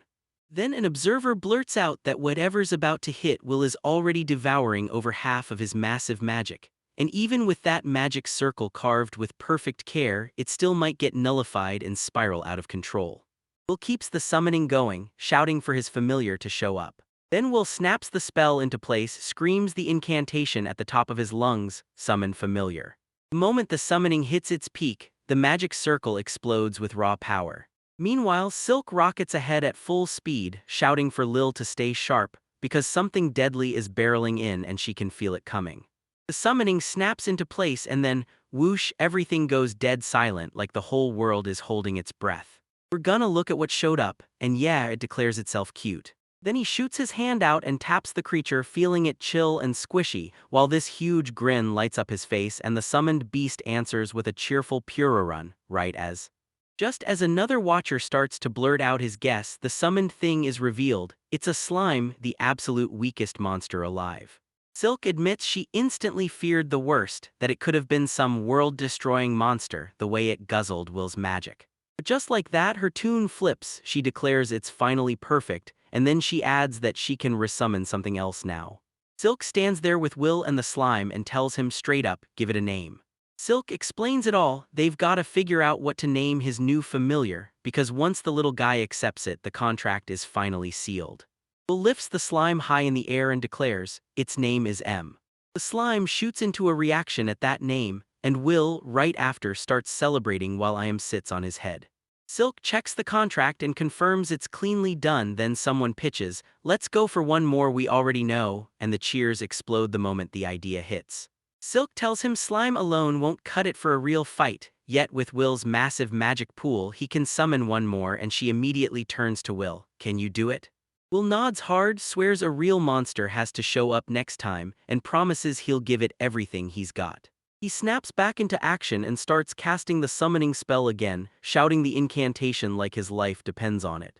As the magic ignites, Will realize something's off. This time it doesn't feel as tight, and it doesn't drain you like it used to. The moment the summoning seals itself, a goblin warrior tears into existence right in front of them.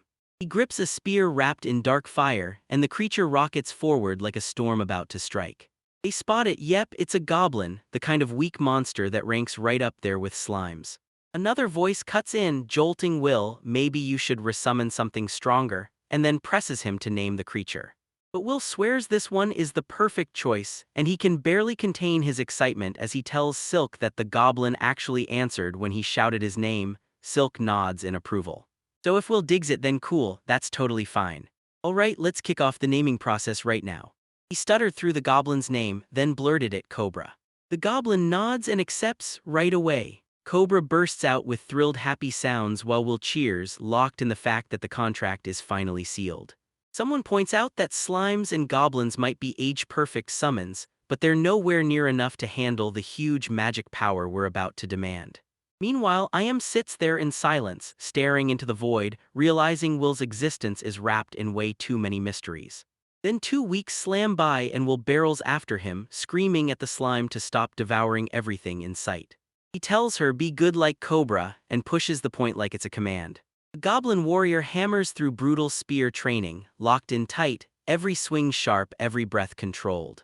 Cobra stays locked in on his brutal spear practice when Will spot him. Then I hear someone gush, what a hard worker, and ask the goblin straight up if he's doing spear practice again today. Cobra mutters that he's weak right now, and swears he's got to forge himself into something stronger. Will fires up his familiars, urging them to give it everything as a team, and they answer with loud, agreeing sounds. But first Will has to finish the laundry, then bam, someone catches them and shouts their name out loud. A ponytail girl bursts into view and announces, breathless, I found the rumored shorty. Will's brow furrows as confusion crashes in. He blurts out, who are you? The girl pops in and says, I'm Charnoa, and Will blurts her name back with a shaky, uncertain voice. Meanwhile, the narrator slams the truth. She's the mercenary crew's biggest problem child.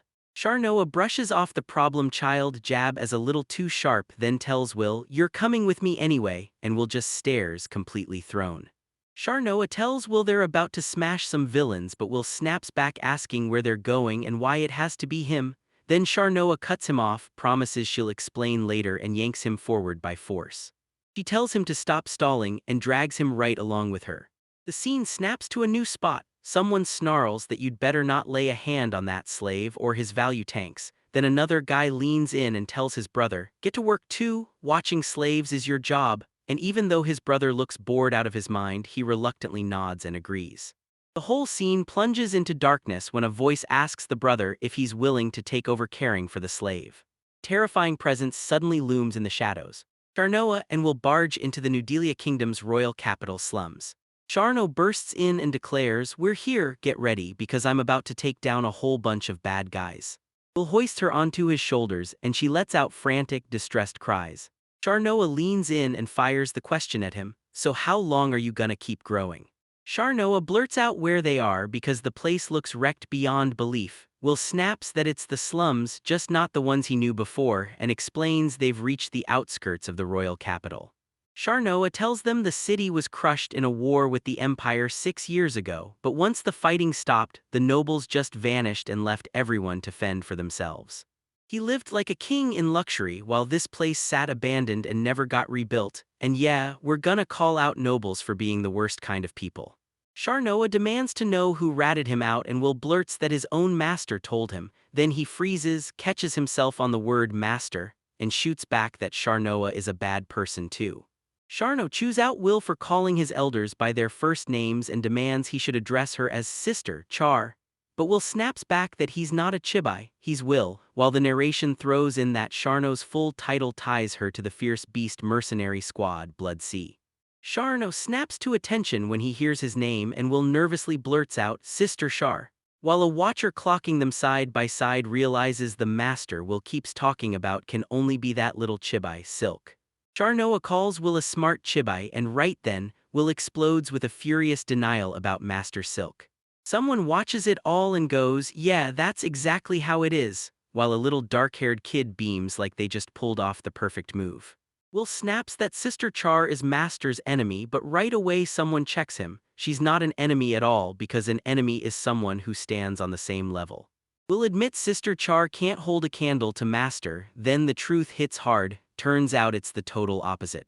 Charnoa tells them to drop it for now and hunt the real reason they're here, so Will demands, okay, then what are we actually looking for? Charnoa snaps and points to it, this is the kidnapper's hideout. Will clocks it right away, he says the boss brought up kidnappers too. Charnoa tells Will that her fun is hunting criminals, and then points him to all the spots around here like it's nothing. Will's like, so what kind of hobby is that? They tell him, hold up, gather the info first before you do anything. Will say it straight, Charlene's son is pure evil. Charnault throws her arms wide and boasts that whenever she smashes bad guys, she gets paid, calling it the best like it's something to brag about.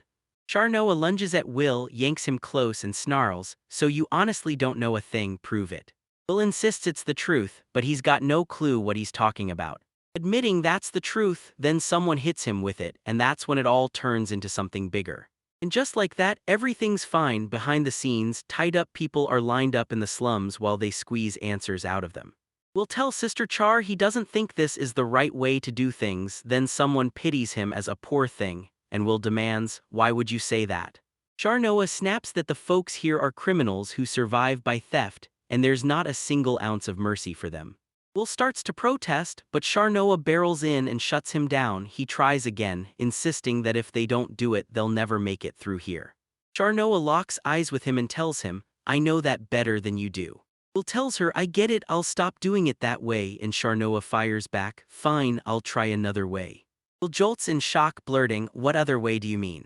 Suddenly, the ground explodes in a brutal burst of dirt and rubble as Charnoa unleashes her alternative method with jaw-dropping force. Charnoa blurts out, wait, what is this? And it roars and announces its earth magic. And then she declares, loud and fearless, that she's the best in the world at it. Will shoots a question, how can she even find them when it's so tiny he can barely see it? Right then, the two of them stand on top of a giant earth pillar that Charnoa has pulled up from the ground. Towering over the slum rooftops below, Charnoa blurts out that they're getting off, and the moment they shift, the surprise on everyone's face hits like a wave. Someone asks if she found the place, and Will straight up admits he still doesn't have the exact location yet. Charnoa tells him she purposely made herself impossible to miss to pull the spotlight, then she keeps going, laying out exactly what she's hunting for. Hostile stares come at them from the slums below, like the whole place is glaring. Then Charnault barrels ahead, roaring with pure, aggressive determination. She vowed she'd never let them slip out of this. Will spots something up ahead, yells that he found it, and the two of them sprint through the slum buildings, chasing their target fast. We shout for Charnova, then the next second she's completely gone, vanished right out of sight. He catches her vanish, and in the blink of an eye, she's already across the other side. Her speed, too fast for him to even keep up with, will smash straight into their destination, lungs burning as she charges through the final stretch of the chase. He bursts out, finally declaring, we made it. And he spots the place right away. This building is the kidnapper's hideout. When he reaches the doorway, he realizes this place looks totally empty, like nobody's home. Will tiptoes into the building, trying to play it off as if he's just accidentally wandered in. Inside, it's almost empty, bare walls, no real life in the place. He slips into a bare, empty room, his eyes sweeping every corner, because this hideout looks dead, like nobody's been here for ages. Then Will feel something seriously off about the place, darkness or not. The air is dripping with creepiness and it throws him on edge. He yells up to the second floor, calling out, is my sister Shaw up there? Charno's voice booms from above, yelling at them to hurry up and get it out now. Will storms up to the second floor and finds Charnoa gripping a dark-haired man who's panting like crazy. Charnoa looks at Will and tells him she's glad he finally made it. He'd argue, I told you I wouldn't do that again, pointing straight at the violent interrogation tactics she always uses. Charnoa swats away his worries and shrugs it off. It's fine because this guy is a guaranteed hit. She says the rest is simple, figure out where her comrades are locked up and then meanwhile. Will says the moment he steps into that back right room on the first floor he gets a horrible, chilling feeling, and Charnoa immediately suggests they torture the captive until he talks. But he clocks the bad vibes, and they don't seem to be trapped in this building. Will swears he's got a hunch and Charnault snaps, you think we should go check it out? The bound kidnapper thrashes hard against his restraints and Will snaps his earth magic into action, stunned as he probes around, because there shouldn't be anything there at all. Charnova suddenly stops and swears she can feel an underground passage right under their feet. Meanwhile, Will leans in and fires a question. Tell me I'm right about what I'm thinking. Sweat pours down his face as it finally sinks in, then Charnoa snaps an earth chain down to lock up the whole area. Then he tells Will they should go check it out, and he can't stop himself from raving about how insanely amazing earth magic is. Charnoa points out the kidnapper even cast up a barrier spell and shoved luggage right over the door to the underground passage like this is no big deal, while someone else swears they can feel a nasty evil breathing up from below. Then they spot a hidden entrance and right behind it, a basement door waiting to be opened. And Charnoa tells them, just charge in for now, no hesitation. Charno declares she's going to smash every bad guy and rip the people they kidnapped out of captivity, slamming her fist down like a promise. Hand pressed to the thing with pure determination, but Will hesitates, then calls out softly, "What's wrong?" She snaps, "Hurry up and open the door." The door swings open and the basement hits you like a nightmare. Bodies scattered everywhere and Will or Charnoa blurts out, "Why is everyone dead?" Will stammers and screams, "I don't know," dead shocked, while Charnoa grabs the captive, snarling, "What the hell are you telling them? Talk, explain what's going on." A hulking beast of a creature starts trembling right in front of them and the kidnapper snaps, "I'm not here to harm you, I came to check on you because I lost contact with your team." But Charnoa insists, no doubt about it, that he's the kidnapper, this is his hideout, and he's the one who stacked the corpses. A giant C-rank boar looms in the basement, towering over a pile of scattered corpses. Heavy labored breaths roll through the air. As everyone starts to wonder if this monster is the reason behind all of it, Charnoa shuts it down. This thing is a C-rank monster, a dead boar that can slam forward, wipe out a grown man in one brutal charge. Will demands, "So you're kidnapping monsters now?" And the kidnapper snaps back, saying if he can't pull it off and they kill him, what's the point? Then he sneers that the guy watching him and standing still is smarter than he looks. While they argue, someone notices people are paying top dollar for these monsters and then drops the bomb. Just that one creature could build a whole house. Will says he could wipe out that weakling in 5 seconds, then stops mid-sentence like something just snapped. Suddenly Charnault snaps his command, "Kill that thing, no mercy." Will goes rigid with shock, snapping back that he's not doing it. She's demanding he let her handle it alone. Charnoa just stares him down and coldly repeats it to crush the moment, and Will flashes back, he'd been killing things like that since he was only 5. Then Charnoa leans in and tells Will, "If you want in, you've got to kill that thing," and she hammers home the truth. The savage beast mercenary crew is the strongest in the whole world. She turns and strides off, leaving Will to stand there and face the monster by himself, while he fires back that he'll give it everything he's got. Now Will stands there shaking, staring down the boar all alone. Only then did it hit him, he was fully trapped in this mess with no way out. A hulking boar blocks his path and Will freezes, stunned, because Charnoa is gone and he has no clue when that thing is about to strike. Will swallows his fear, clenches his resolve, and forces himself to believe he has to go through with it. Then he hurls out his summoning spell at the top of his lungs, screaming for Emu and Cabro to show up. Summoning magic bursts to life with a violent roar, and waves of raw magical energy explode all around him. Will's summoning magic explodes with raw power, and both of his familiars snap to attention the moment they hear his call. Cabro lunges ahead, spear blazing in his hands, charging with pure, relentless grit as he unleashes his signature sounds. As Emu bounces into place, all three of them lock in side by side, staring down that massive boar monster ready to strike. As they size up their enemy, everything clicks into place. Cabro snaps that they have to knock the boar down or escape is impossible, and Will tries to wrap his head around what's happening. But when they stare at that massive monster in front of them, Cabro finally cracks. There's no way they beat it head-on. Will locks in on the plan they talked about, then shoots Emu a quick question, "Can you pull this off?" Emu answers with a confident, unmistakable yes. Will presses the question about Cabro. Emu nods and backs the plan, and Cabro clenches his weapon tight, confirming he's got it, ready to launch straight into whatever strategy they just cooked up. Then Will and Cabro surge forward in perfect sync, Emu riding along for the ride, Will shouting that he'll take the win, Cabro roaring as they close in on the boar, all three of them moving as one unstoppable unit against the C-rank monster. Back with Sharnoa, the kidnapper, still tied up, snaps at her, wondering if that kid really stands a chance against the monster. Sharnoa smirks and tells him this is Will's fight, then she bolts off to hunt the beast and start digging with questions. Meanwhile, right beside them, another guy blurts that he has no clue who the kid is, but deep down he's sure the kid doesn't stand a chance. He points out loud and clear that a C-rank monster is the kind knights are meant to crush, not a random kid. Sharno snaps back, demanding to know if they're really about to abandon Will and let him fade out there. The fight won't stop. Will screams at Cobra to dodge right now. Cobra rockets away the instant the boar charges through the exact spot he just vacated. The boar's attack detonates like a nightmare. An earth-splitting shockwave rips into the ground and Cobra barely throws himself out of the way in the nick of time, like a hare dodging fate. Will shouts, "Cobra, are you okay? Can you still move?" Cobra nods and fires back that he's alright, but the way he grimaces says otherwise. That wild boar rockets forward faster than anyone predicted, so they barely jerk out of the way before the last hit lands. And this is the only path ahead. So they lock in on their plan and won't back down, no matter what hits them. Then bam, a flashback hits and Will lays out his whole battle plan to his familiars.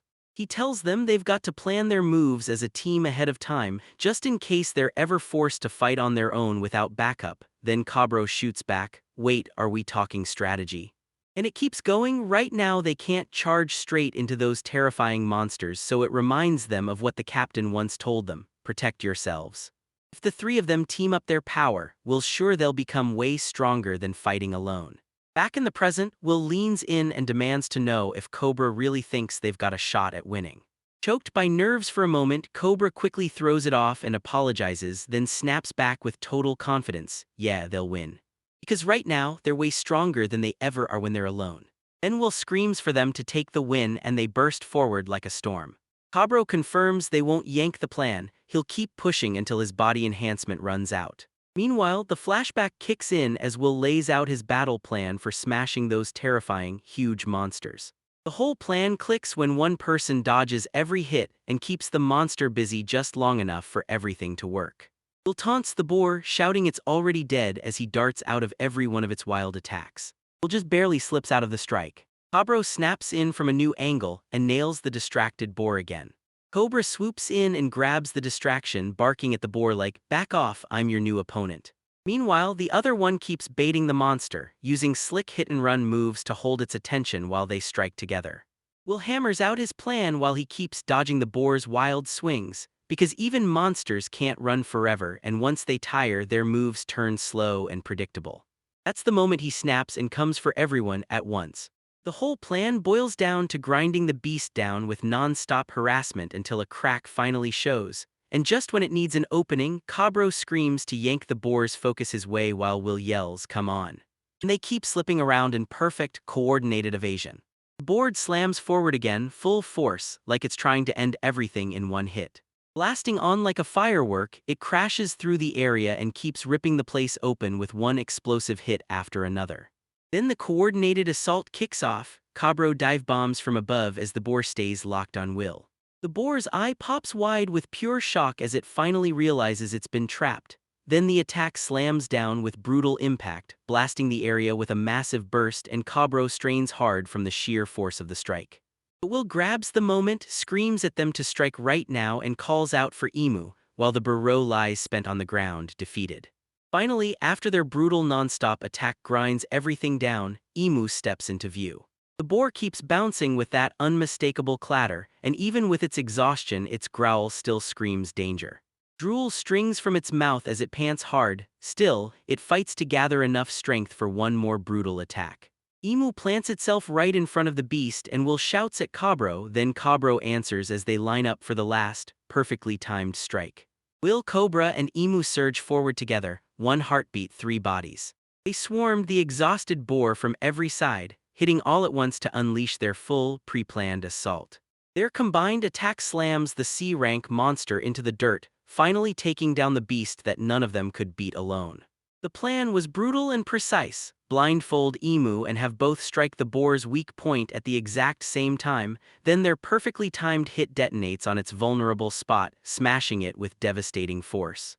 Hans collapses in exhaustion as the battle finally ends, swearing it was a close call, until they realize they actually wiped out the dead borer all by themselves.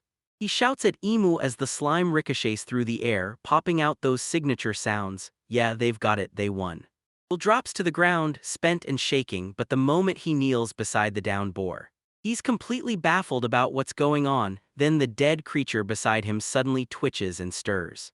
Sharnoa screams at Will to dodge, now. The boar's mouth yaws open, teeth bared like knives, and it rockets straight at him, charging at terrifying speed even while it's basically on its last breath. The huge creature charged straight at him, smashing through everything with raw, explosive power. Smashes into chaos, blasting debris everywhere like the world just exploded. Will realizes the magic bullet he fired at E just struck dead on, right on time, and now he can't stop wondering if he actually saved the day. A boar snarls while Will reels from what just hit, because his magic bullet actually worked, and it even launched that dead boar flying despite being only half-charged. Then Will snaps to it, his and Cabro's slashes landed nothing, so magic is the real shot. He stares at his own hand, grimacing because he can't control his magic worth a damn yet. But if he closes the distance and smashes the creature straight on, it might finally work. Will froze in the dim corridor, staring down the brutal truth. Can his magic stretch far enough to fire that bullet again and again? He forced himself to keep shooting just until it worked, but then a colder fear slid in. What if it never did? Doubt crashed through Will's mind like a tidal wave. But what if that magic bullet misses? What if it fires too late? And what if that dead boar still barrels forward after the hit? Meanwhile, Will spots Cabro buckling nearby and he knows it. If that magic bullet fails, there's no safe backup plan, no same old collapse from exhaustion trick, because Cabro's stamina is running on fumes after that brutal, non-stop fight. And the grim truth slams in: if this fails, Will's as good as dead.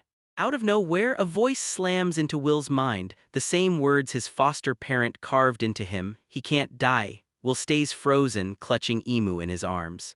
Suddenly, those last words hit him like a gut punch, and he finally understood exactly what he had to do next. While the boar squares up, ready to charge again. Then Will's desperate magic bullet slams home, and the massive boar comes crashing down like an explosion.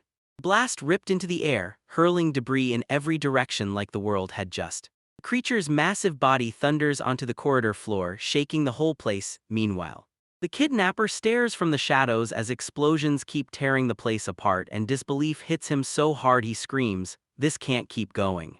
Will yells that he'll duck out and hide as Emu bounces right beside him, but somehow the boar keeps charging forward even after that brutal hit. Will begs for it to stop, and the worst part is asking why this is even happening in the first place. The kidnapper drops to his knees and pleads for it to stop, but the boar's raging face charges the corridor as its roar swallows everything. Someone spots it instantly. Will's magic isn't just strong, it's a walking disaster. With pure strength, he blasted the dead board apart into smithereens. But Will's gone full berserk, and Emu realizes there's no way she can rein him in while he's in this state. Emu desperately lunges in to stop it before it's too late. He screams for Will to stop, because the rampage won't quit. Then, out of nowhere, the boar lets out a terrified cry, begging someone to come help it. Turns out the creature isn't attacking at all, it's begging for mercy, and one observer blurts out that at this pace, even an emu is doomed to get swept into the chaos. Meanwhile, Emu turns to Will and reassures him. She speaks steadily, telling him to take a deep breath. She steers him through the breathing like a mission, telling him to inhale hard, then let it all out on the exhale. This technique hits hard. Can Will's magical rampage finally stop? Emu keeps leaning in, assuring him, "It's fine now, everything's going to be okay." Sharnoa swoops in and blurts out that Will is incredible, and before she even gets the chance to lift a finger, he already wipes them out. Then she drops to her knees beside Will, her warning cutting deep: "Use that power again and you'll die." He's not trained enough to control that power yet, so they've banned it for now, until he gets stronger. Meanwhile, Sharnoa snaps, asking Will if he found something. Will nods, and Sharnoa immediately orders them to tear through this room too. Suddenly, Will yells for Cabro, then the goblin familiar answers right back with his usual wild sounds. In another busted stretch of corridor, Sharnoa spots something and rushes to Will, snapping, "You okay? What about your injuries?" Will grits it out, "I'm fine," and right then someone demands, "Where's Emu?" And right when that voice says good, someone suddenly blurts, "Wait, Emu's right over there." They discover Emu towering as an absurdly huge slime and the girls go full frenzy, devouring everything in sight, while that bloated monster just squats there among the wreckage, stuffed to the max. Charnoa snaps that Emu better not touch that, yet Emu just keeps eating like she's totally happy with it. Then Charnoa waves it off and tells Will the truth: what happened is wrecked beyond repair, so they can't bring the bodies back to their families, and leaving corpses lying around would unleash disease everywhere. So when Emu chows down on them, the whole mess finally makes sense. She even admits she ate every last bit of it, and Will just stares in shock, asking, "Wait, that's really what happened?" While all this lands, Cobra keeps up his usual noises right nearby. Someone says this makes searching way easier, at least that's what he thinks. Then Charlie makes a snide remark about convenience, and Charnoa cuts right through his spiraling thoughts, shuts him up and barks, "Stop whining, get to work." Will's mind reels with the fallout. Someone straight up says that's why the vice captain snaps at Charnoa. Then Will's gut twists because he's already picturing what happens when he has to face Solio in the lecture that's coming next. He refuses to accept that fate, and the situation spirals out of control. The boar beast somehow surges back to life and tears everything apart again while Will barrels through the chaos. Charnoa spots it fast. Things are way worse now. Someone mutters that they definitely pissed it off. Then the massive creature fills the corridor, and Will and Charnoa have to square up to it for round 2. Then Charlancha crashes onto the scene out of nowhere. Cabro spots her instantly and yells to his master, while Charlancha strides straight up to Charnoa, demanding to know why she's messing with Will. Charno casually swats it aside, brushing it off like it's no big deal. But Charlene swallows the whole thing and fires back, saying it's obvious Will's been beaten to a pulp. Charno keeps up her innocent act while Will just stands there, bruised and battered right in the middle of the two women. Charlton stared at her like she'd crawled out of absolute hell. Then he said he's finally calling it. She's had enough. She snaps that it's finally time to smack some sense into the milk woman, and the whole air around her turns sharp, vicious, and bone-chilling. Charnoa snaps back instantly, declaring she's the one who'll knock Charlancha into sense, and she even slips in a sharp shorty for good measure, while both women square up like they're about to explode, completely brushing off Will's battered state as he slumps, crushed, right there between them. Then Charlancha rips into the first strike. She fuses her assault with earth manipulation and hurls a brutal, earth-shattering blow straight at the boar beast. The ground blasts open with raw magic as she unleashes her full fighting power. Charlanza and the boar beast collide in tight quarters, trading savage punches with zero mercy, and every brutal hit rattles the corridor as both of them go full berserk. But the fight spirals into pure danger. Can Will and Charnoa dodge through the wreckage as debris explodes through the chaos? Someone fires off a warning: hide now before you get swept up and caught in this mess. Emu clenches with nerves as the chaos rips through the world, staring as those two powerhouses keep trading blows. Even mid-battle, those two women keep shoving each other for the top spot, fighting and competing at the same time. Charnova swears she's leagues above Charlancha. Charlene fires back that she's even tougher in a fight, and their brutal clash rockets someone flying through the air as neither of them dares to back down. Then Charlotte screams Earth's Fury and unleashes her finishing move, blasting out a massive earth manipulation attack that ends it. Enormous spikes of earth blast up in every direction, shredding everything in their path. Then we'll watch from below as that brutal wall of power rips through the corridor. But Charlancha doesn't back down. She swings right back at Charnoa and snaps that she's not going to lose to her, period. Charnoa lunges to answer, but Charlancha won't back off. Meanwhile, the tension between them snaps at the seams, and their rivalry is seconds away from exploding all over again. Suddenly, Charlanch goes straight at Charno. She hammers her with, "What do you mean by charm being a woman?" and then flat out threatens to kill her. A violent blast detonates above the town, and the non-stop fight between them rips the sky open, while both women unleash their final, full-power fury once again. And the aftermath hits hard, both women still locked in a brutal stare-down. Charlancha taunts Charnoa, promising she'll make her cry someday, and Charnoa snaps back that this lowly chibai will be the one who starts the tears. Neither of them will back down for a second, so when someone blurts out that they should just get along, the answer hits like a slap, instant and final, and everyone else can see it plain as day. These two can't possibly coexist. From above, the whole hideout looks wrecked beyond recognition, buildings torn apart, debris blanketing everything, while somewhere one person watches and realizes this has gone too far, even for them. Later, Rock leans in and lays down the rules for the two women. Sure, they can fight, but don't bring chaos to anyone else. Sharnoa and Charlingsaw sink into their seats, looking crushed with regret. Then one of them blurts out that it all went way too far, promising she'll sit with it and reflect. Sharnoa then snaps the story back to Will and zeroes in on everything that went down during the fight. Rock blindsided Will with questions, demanding to know if he'd been with them the entire time all that chaos was happening. Will lays it out fast because one wrong step and he'll get swept into all that destruction, so he snatches Cobra and bolts just as everything is unfolding. Meanwhile, Cobra growls nearby while Emu watches, and Will realizes in silence that fleeing is what saved him. Then Rock snaps that he still has a ton of questions for Will about everything that went down. Then the whole crew crowds in while Rock lays into what happened. Will blurts out who that man is, and they reveal it's the kidnapper they found in this very hideout. One voice sneers that the lowly Chibai should keep his distance, but Cobra steps in and snaps at him to get himself under control. Sharnoa blurts out that she grabbed something from upstairs earlier, then slams a folder of documents onto the table for everyone to see. Papers spill jaw-dropping clues, dead boar details, and Duke Bass's name staring right back at you. She finally snaps the whole kidnapping scheme into place, pinning it on that corrupt noble, and Sharnoa connects the dots, calling out Duke Bath and the Phantom Beast Princess, remembering how he kicked her before. Then she realizes with a gut punch that it's basically her fault this whole disaster exploded. While everyone's talking, someone spills the kidnapping motive. Apparently the nobles are obsessed with a brand new game where monsters are forced to battle, and they're still scratching their heads at why that would mean kidnapping real people. And another voice chimes in, this country's already under judgment. These documents lay out exact names and point to where they're headed. The kidnapped victims were split up, some heading to House Belir under Sasha, while the rest were marched to House Alfnard under Lawrence. Will, packed with nerves, finally speaks up to Sharnoa, calling her Rain like a secret he can't swallow. But Sharnoa just locks eyes with him and says nothing. Her stare hits like a warning. Then the elf-eared, dark-haired girl steps in and lays out what's going on if the destination is another country. Two candidates loom over the throne, either the Empire or the Holy Dragon Kingdom. And yeah, the Shadow's whole setup screams Holy Dragon Kingdom all the way.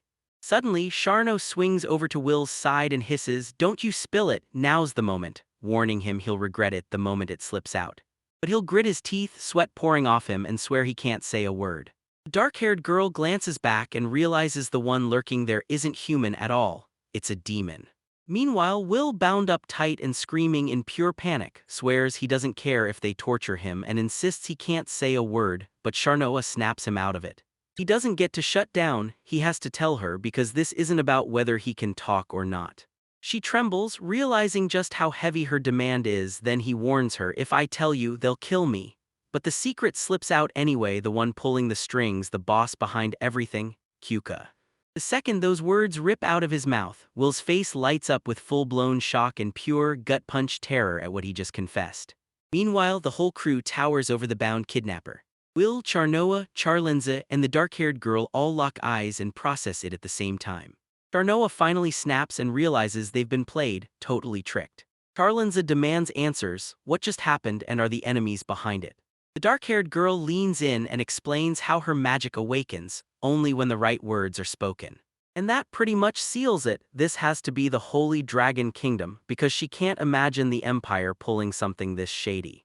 Will brings up the Holy Dragon Kingdom and the Empire, but the dark-haired girl cuts in. She's been hearing him say that stuff for ages. She points out that magic can be used the same way too. Then the dark-haired girl blurts out the names, the Barbaroi Empire and the Algeria Holy Dragon Kingdom, both of which went to war with Nudaria 6 years ago. She paints the Holy Dragon Kingdom as a wild religious empire that worships the divine dragon, right down to how they treat everyone who isn't human like monsters. Will asks if they should warn someone important about the discovery, but the dark-haired girl shuts that idea down. She's going to grab every scrap of evidence first, and they'll take care of the rest themselves.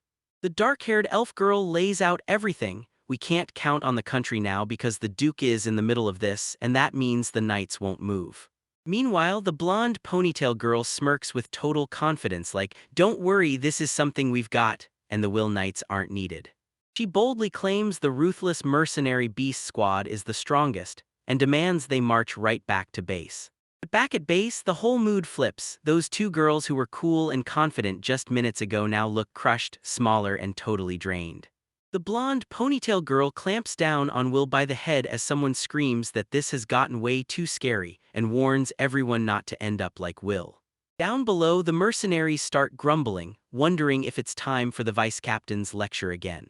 Then Rock yells at someone, telling them Begonia's been waiting her turn to preach. But Begonia panics and begs them to believe him, he hasn't done a thing yet. Then Rock turns to Will and brings up the dead boar incident, saying he heard Will apparently took down the thing alone and calling it straight up amazing. Will admits it's true, but he snaps back this wasn't only about his strength. Then he lays out the whole situation for everyone. Without Cabro and M, they would have been wiped out long before Charnoa ever showed up, and if Charnoa never arrived, Will would have just detonated on the spot. His sword couldn't cut through the dead boar and his magic bullets careened wild, so close to tagging everyone, because he couldn't control them worth a damn. Meanwhile, Rock's ragelit stare sharpens as he tells Will, straight up, that he's still nowhere near strong enough. But then he says, admitting you're weak is where the healing starts.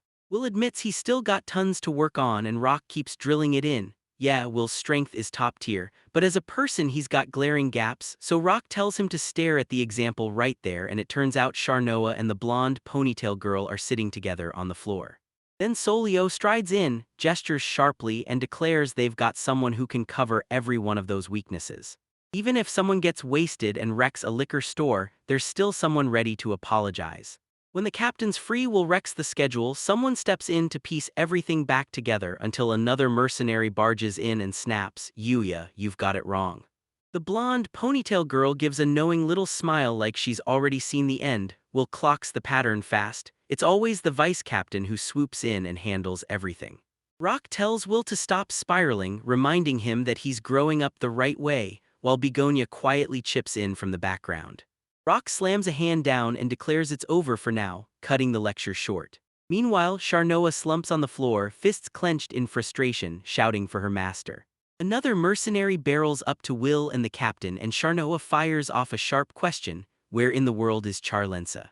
Yuya lays it out, she's getting hauled into a lecture for skipping all the post-mission cleanup, and for nearly getting Will killed. Rock keeps lecturing and the whole group just huddles there while Yuya cracks that they're probably trapped for another hour, then someone else says it's going to be brutal. Mercenaries start shaking, because everyone has to sit through the captain's sermon together. Back in his office, Solio snaps, asking who's been mocking him, then they stammer out some vague non-answer, eyes darting, clearly freaking uncomfortable. So Leo starts wondering if they're really just standing around in line, then fires off a sarcastic jab like, do you want a sermon too? Rock and the others bolted out of Solio's domain as fast as they could, because one more second there and things were about to get ugly. Outside, Begonia admits he was shaking with pure terror the whole time during that lecture, while Charnoa snaps that she's done sitting in Caesar. Her legs were screaming in pain, then someone drops the bombshell that Charnoa still had business with Will and Silk anyway. Charnoa freezes in shock, asking what they're talking about, and then they tell her straight up, she has to come with them for a little while. And just like that, another person jumps in and agrees, snap to Charnoa. She sat cross-legged on the floor, weapons and gear laid out all around her, and told me straight up that it's been exactly like this ever since she came back. Will keeps staring at her with mounting worry, terrified he might have just caught some horrible disease, or whatever it is. Charnoa leans in and tells Will not to stress, saying this is really a sign of evolution, and Will just nods along, repeating her words like he can't believe it. Charnoa looks totally confused at first, then she finally breaks it down. She's talking about how monsters evolve, grow, and level up into higher beings.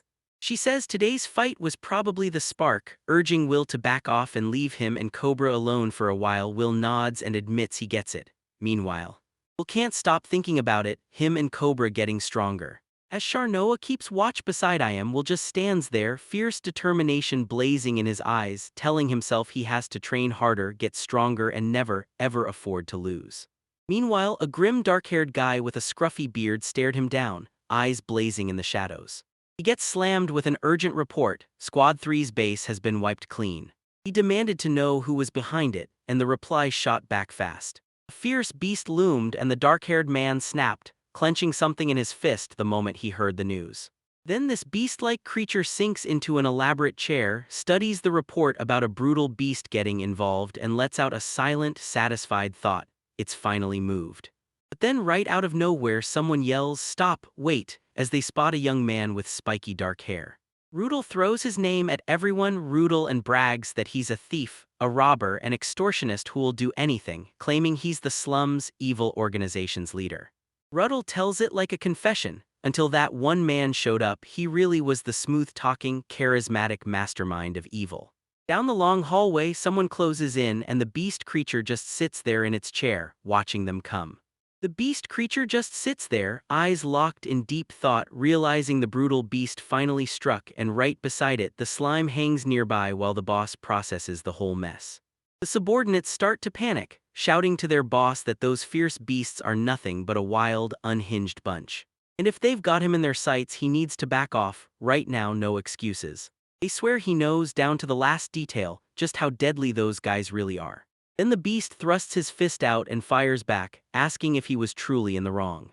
One of his subordinates just freezes in full-on, baffled confusion. The tension in the room rockets the second the boss's demeanor shifts. It shifts fast and turns into something way more terrifying.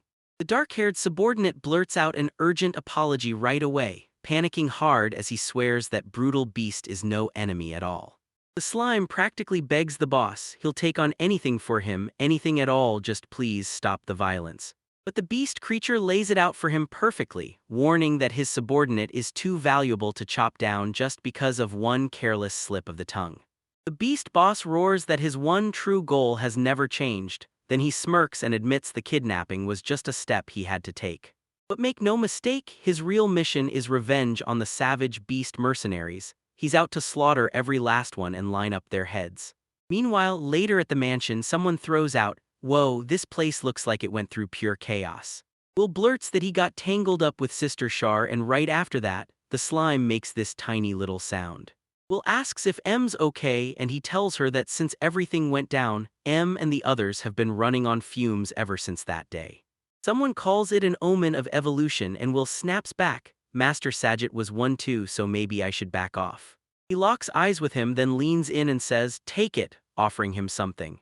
Then a concerned voice snaps, asking if Will's worried, and the innkeeper tells him to grab the food and deliver it to the person who needs it. Will charges down the hall, clutching the plate, blurting out thanks to Wardock and promising he'll be right back. Then Wardock snaps after him to slow down, not rush off, and just stay with her for a bit. Inside the room, voices explode. Someone yells for Charnoa to let go, but she refuses and snaps that she won't release a thing until they say so. And while the shouting keeps roaring, Will can't stop wondering if Eam will actually even touch that food. Will slides up with the plate the moment someone spots him. Then a hard-eyed mercenary steps up and snarls that the kidnapper is their prey, and they're going to handle it themselves. And just like that, right nearby, a full-blown argument erupts. One guy insists that if the Holy Dragon Kingdom is anywhere in the mix, they have to report it to the country, while the other guy snaps back, "I'll tell the vice captain," and swears they better not steal his credit. The argument keeps exploding between them. One side snaps that they'll take care of it alone, since those worthless losers can't stand a chance against this opponent. Then another voice snaps back, saying they should team up with the Royal Knights instead, while the first insists, no matter what, nobody's getting to complain. Either way, they're handling it themselves. Footsteps thunder down the hall as Solio strides away, then Charnoa snaps, calling the vice captain an idiot. Solio just shrugs and fires back. He doesn't care whether he's won or not. Charnoa's got everyone wondering why she won't just quit already. Then a spiky-haired mercenary stands ready with his sword drawn, and Charnoa, all armored up, fires back that she'll deal with it in secret because give up isn't even a word in her dictionary.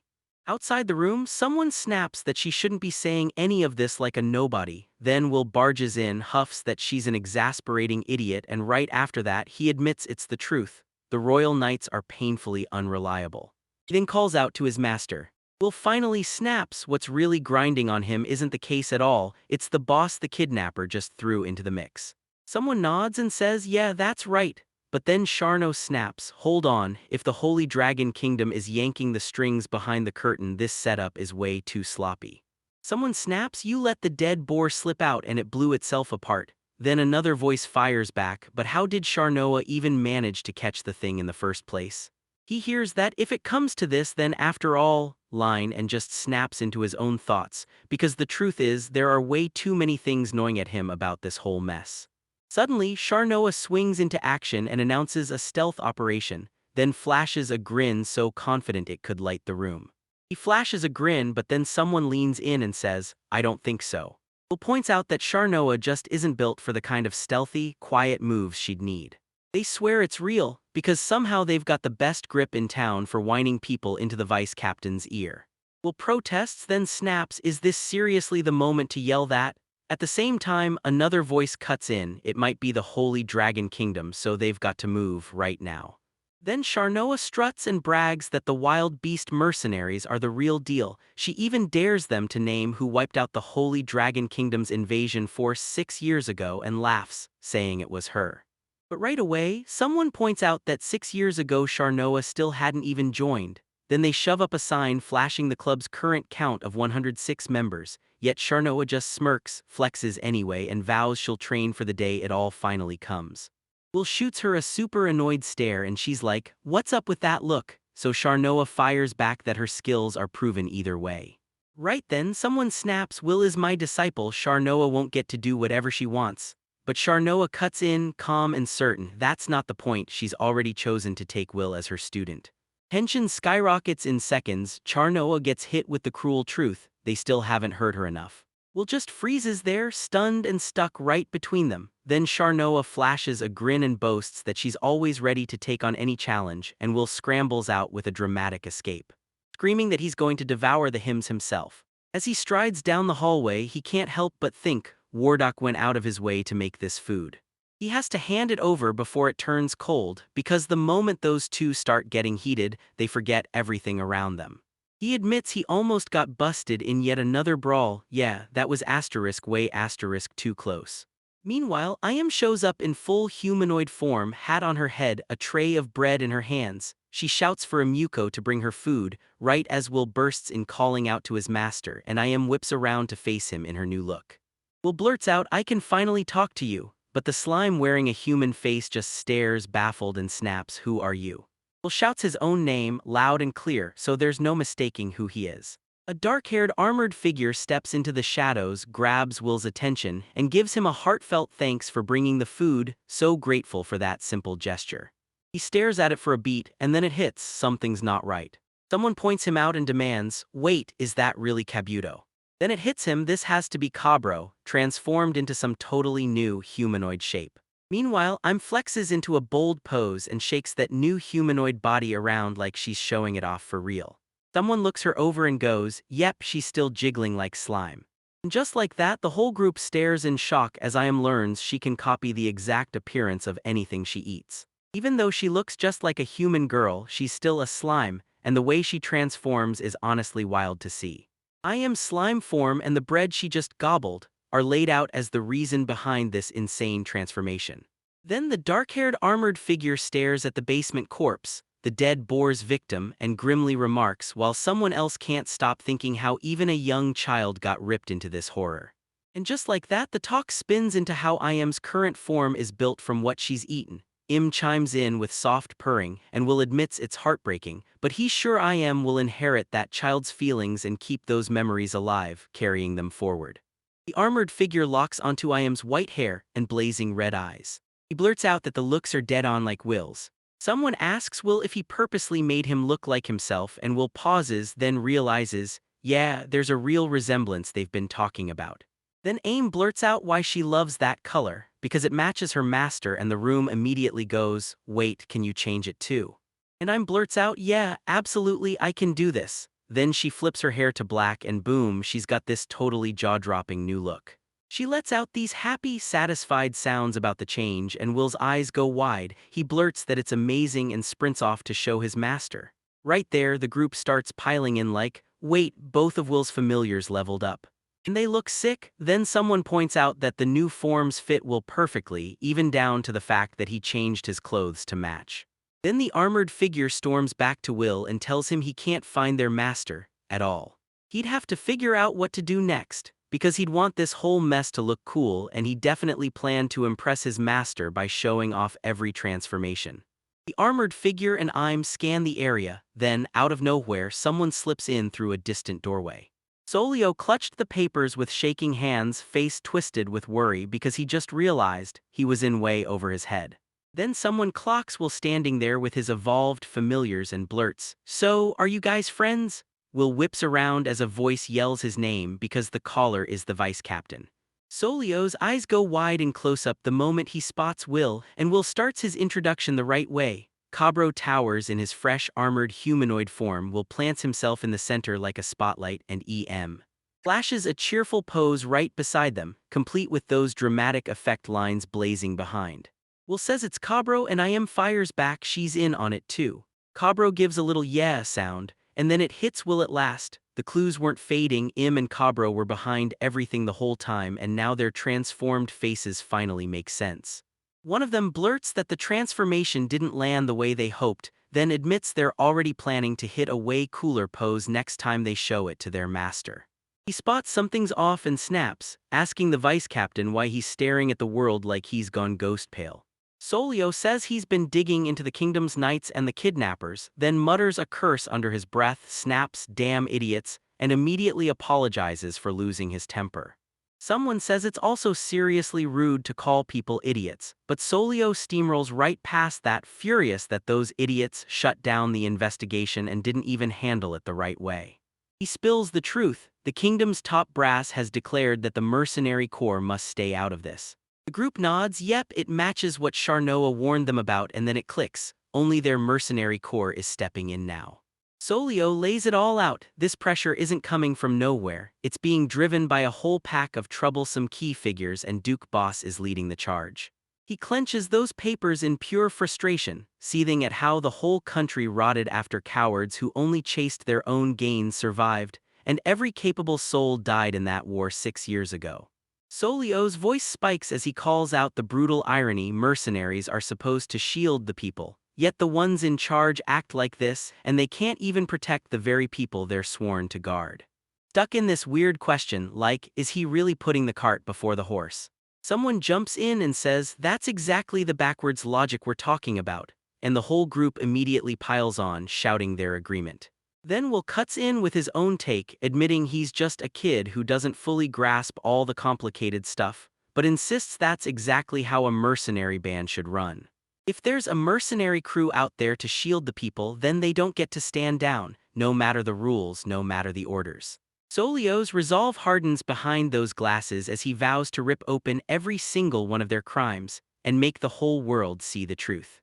From the shadows, someone yells that those bastards better brace themselves, they're about to get it. The crew watches Solio's reaction hit like a punch, and Cobra's in the exchange, shooting a quick glance as if the vice captain looks like he's running on empty and could use some real rest. Meanwhile, and Cabro hit the streets hunting for Will, dying to flex their brand new evolved forms. Then snaps, if we can't find our master either, we train right now. Cabro's all fired up, he can't wait to see how much stronger both of them have gotten. Meanwhile, Will's trapped somewhere else in his own head, drowning in dark thoughts, and that demonic beast from the kidnapping case keeps crawling back into his mind. He can't stop thinking it: every monster in that mercenary squad is the strongest, so the kidnapper boss has to be even worse, like an actual demon. Solio spots Will standing there by himself and immediately fires off, "Hey, are you okay? Something's wrong, isn't it?" No matter if he's genuinely okay or not, he'll wave the worry off fast, insisting, "I'm fine." Then the story snaps into a huge aerial view of the kingdom's capital, spread out like a kingdom-sized chessboard, revealing a sprawling urban jungle, and towering over it all, the mercenary corps, massive fortress of steel and concrete. The narration drops the bombshell. The kingdom's CQ mercenary corps, the strongest band in the land, has a fatal weakness, and out in the distance, a cloaked newcomer's apprentice who just joined is keeping watch on the building. The beastly villain from before is already striking, spitting out words like they were handed down from the heavens, claiming the divine dragon steers every move he makes.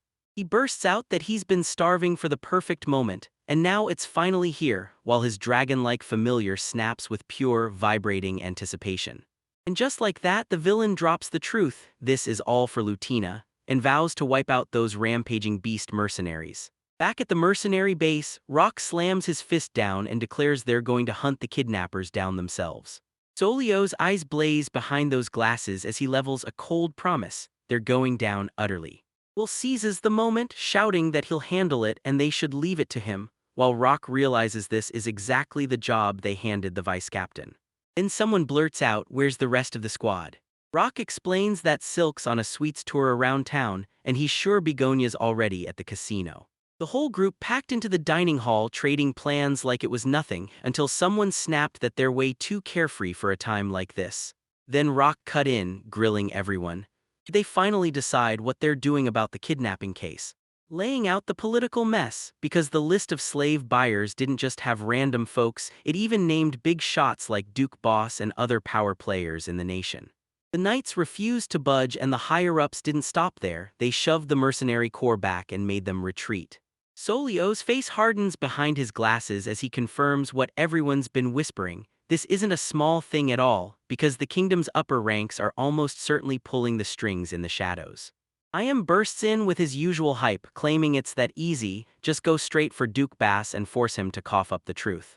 But Rock snaps back that the Duke is still the Duke, rotted or not, and tells them to stop messing around and lay out a real plan.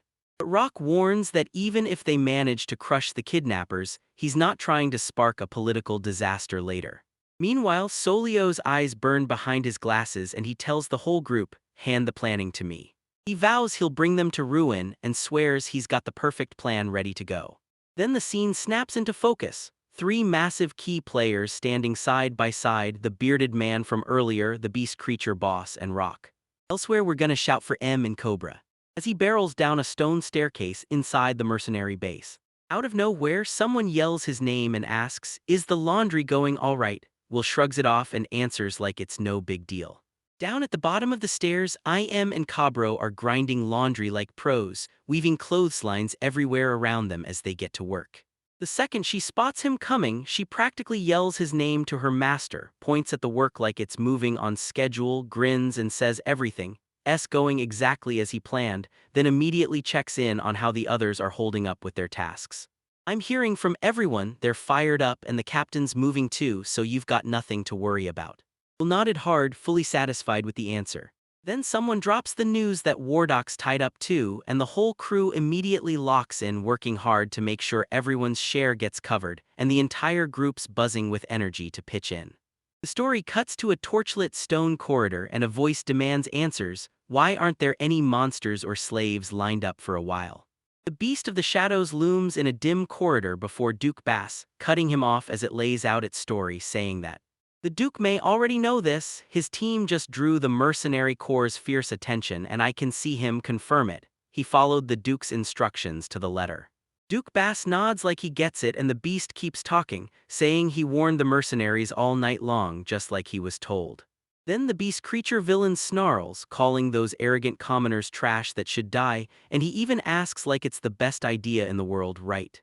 He keeps talking, saying the boss won't rest until he wipes out those savage mercenary beasts. Right now he's locked in, prepping for the showdown. Meanwhile, Duke Bass grins, plays along with the plan and still slips in his worries. He says they're even putting on a monster fight show this time, but something's still not sitting right. He couldn't stand the fact that the person who humiliated him could just keep living like it never happened. The beast creature clocks the truth. If Dead Boar stops working, they'll need a new monster, and while everyone's focused on the plan, he quietly watches the Duke, fearless in a totally different way than their boss. Then Duke Bass finally admits it. Watching slaves fight to the death actually sounds downright entertaining.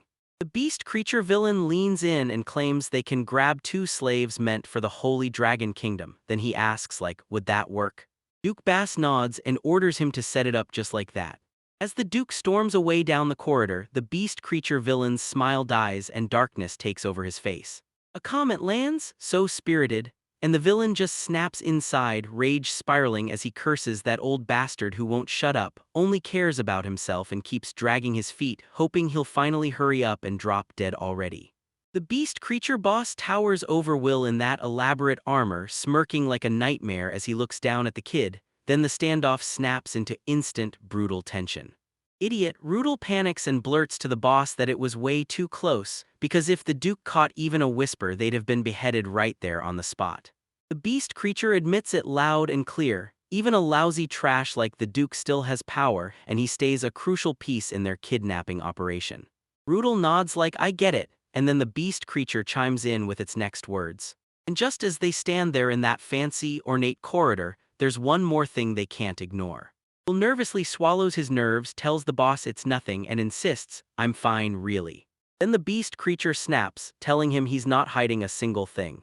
He couldn't care less about this country. This all started with a grudge he's been holding for 6 years. And all that matters is one thing, crush those fierce beasts into the ground. He's already locked in all the prep and got his plan lined up, so they all nod and push forward. Back at the mercenary base, the grand hallway is packed with non-stop prep, and then someone calls out a job for Emu. She snaps back that she's got it. After that, Kaburo gets pulled into a task too, and he only answers with a heavy grunt, but he's in. In the kitchen, a beast-eared mercenary steps up and offers to do all the cutting himself, because those blades are practically second nature to him. The cook flashes them both a grateful grin, Emu and Kaburo, and says the whole meal is sailing perfectly because of their help. Emu cheers, leave the flames to me, because her squishy slime form doesn't feel a thing. The long-haired mercenary swears they didn't pinch a single bite, Will actually thanks them, but then warns them not to sneak food at all. Suddenly someone spots the honey container and blurts, what are you holding, Will? Will lights up yelling that it's honey, the secret ingredient he learned from Wardock. They rush to check the container and panic hits when they see it's basically empty, it's all gone. Will tells him his mentor loved this sweet stuff too, and then Emu drops the same craving, she loves sweets just as much.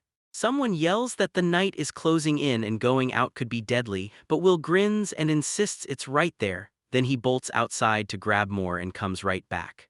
Will barrels down the town streets, fighting to remember the right way, believing he has to spin around right here. Will hears a honey seller yelling in the distance, and when he looks around, he realizes, way before the sun even drops, there are suddenly fewer people than normal. Then he spots the shop and knows it's the right place. Will sprints through the tight alley between buildings, trying to steady his breathing, whispering to himself, "Don't be scared," over and over like a mantra.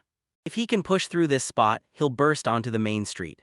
Then Will steps into a huge European-style plaza, and the street around him is totally, eerily empty. He whips his head around, and that's when panic hits. There isn't a soul anywhere, not one person, the entire place is totally abandoned.